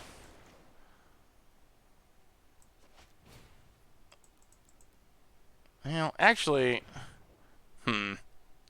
One creature in the graveyard. Yeah, play Stone Coil. Well, actually, no, let's not. Alright, let's just pass. Pass the turn. Hope nothing horribly goes wrong here. Opponent untaps. I've been playing exclusively EDH for the last 6 years, and the release of Arena on Mac and your Tiny Bones Historic deck has finally gotten me to 60 cards. Oh, that is awesome, the man. How's it been? Have you enjoyed it? Opponent sacks. Yeah, Tiny Bones is super fun. Oh, that's super flattering. That's your first historic deck. I think Amigari Masters was a great way to get fun cards in Standard. So opponent plays a Blood Artist. Alright, so we will, let's think about this. 1, 2, 3. Gate to the Afterlife. Stone Coil Serpent, X0. Loot. Get drained. Draw.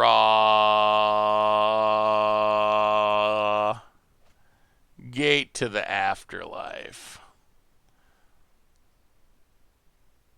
I'll discard the land. Play Castle Lockwain. Pass the turn. Oh, I'm very frightened. I'm very frightened. Opponent untaps. They shouldn't have the mana to play Citadel this turn. Opponent untap land. We're running low on time. We're running low on time. The Citadel is around the corner. Was looking at MTG Finance recently after not keeping up since before quarantine. The prices are crazy high at the moment, regardless of there not being paper tournaments. That is very true. Yes, deck lists are always fine links. Ooh, that's actually a really helpful draw. Grafdigger's Cage, super helpful. 1, 2, 3. We will play Gate to the Afterlife. We will sacrifice Chupacabra. Add some mana. Get drained. Double loot. Discard Phyrexian Tower. 1, 2. Well, alright. Discard the swamp. Play Grafdigger's Cage. Pass the turn.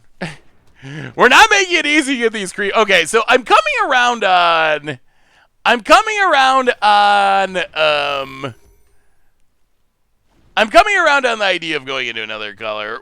So we have a really nice setup here, but boy, it would be nice to just like Champion of Wits or have a way to fill our graveyard a little bit quicker.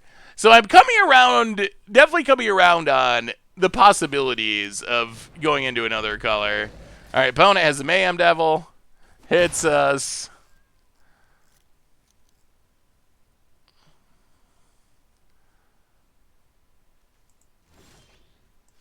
Mire Triton. All right, well, 1, 2. Mire Triton mills some cards. Oh, 2 lands. Phyrexia Tower. Sack Mire Triton. Double loot. How many creatures we got? 1, 2, 3, 4. Okay. Oh, come on. Give us at least a little luck. A little luck. We need to hit a creature. Okay. Discard. Oh, yeah.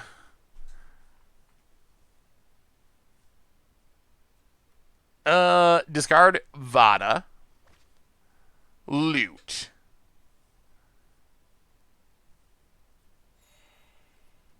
Discard Vana. Gate to the Afterlife. Get pinged! That's fine! Here we go. We got there. Yeah, Stitcher's Supplier could be a good addition to the deck. Alright. God-Pharaoh's Gift. Get pigged. Number 2. God-Pharaoh's Gift. We got there. It took us a little longer, but we got there. And now things should go pretty well. God-Pharaoh's Gift number 1. We will get a Chupacabra. We will kill the Woe Strider.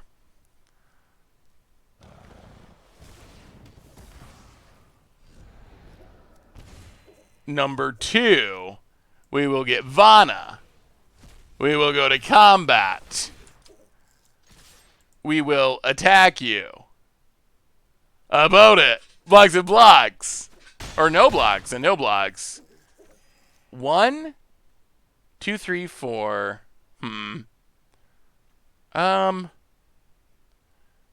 Yeah, alright. Pass the turn. I don't think we Vana. Do we Vana?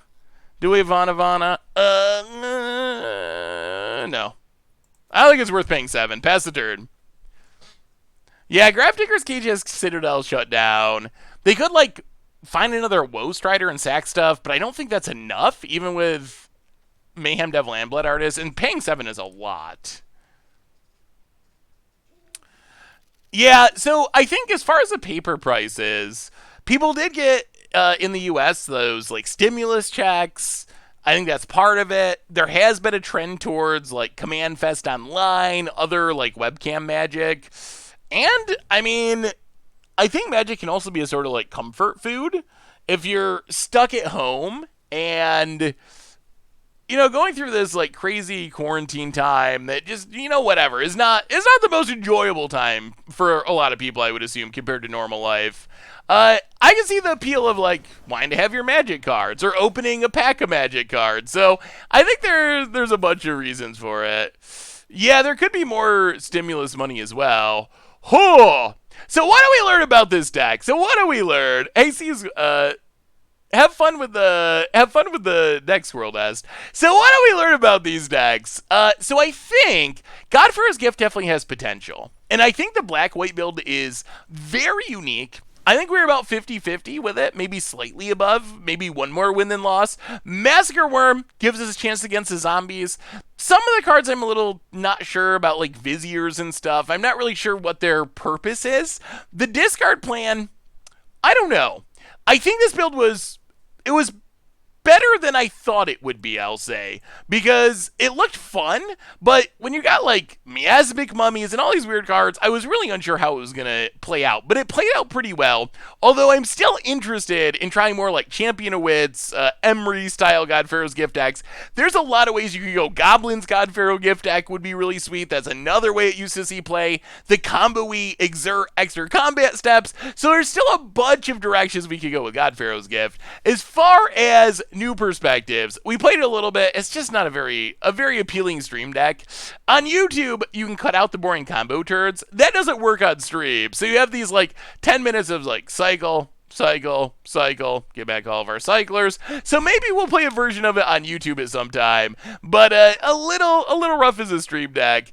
I think, though, that pretty much brings us to the end for tonight. Ooh, Drowned Secrets could be sweet. Have you tried Combat Celebrate into the deck? Multiple triggers with gift. Yeah, Combat Celebrate could definitely have a sweet sort of like combo-y build.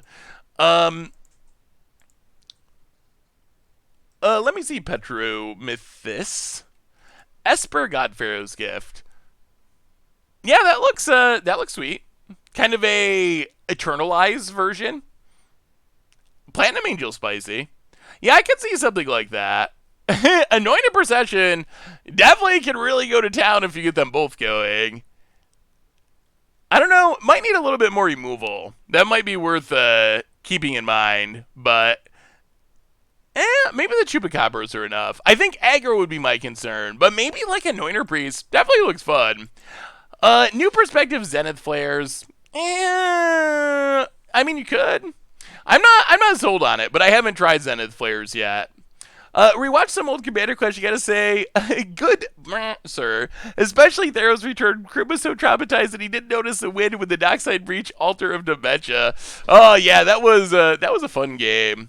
On that note, everyone, I think that brings us to the end for tonight. Good news is, we'll be back on Thursday, having more fun, playing more Magic. Y'all are amazing. I definitely appreciate it. So, quick reminders, replay YouTube. If you missed Moto Crashing last stream or anything that went out of this stream, you can find it there. Normal YouTube. Don't miss tomorrow's Against the Odds. If you're a fan of Historic and new cards, you're going to want to see it. It's a good one. I'm hyped for it. So, check that out on the YouTube channel. And one more reminder that our sponsor tonight is Card Kingdom. And if you need some Magic cards, you can get them over at cardkingdom.com. Even get a free Scoop Soldier sticker. Just let them know you want one in your order notes. So, seriously, everyone, y'all are amazing. Have a wonderful Tuesday night, a wonderful Wednesday. I appreciate you hanging out with me this evening. I will see you on Thursday. We'll have some more fun. Until then, have a great night, a great Wednesday, and I'll see you on Thursday.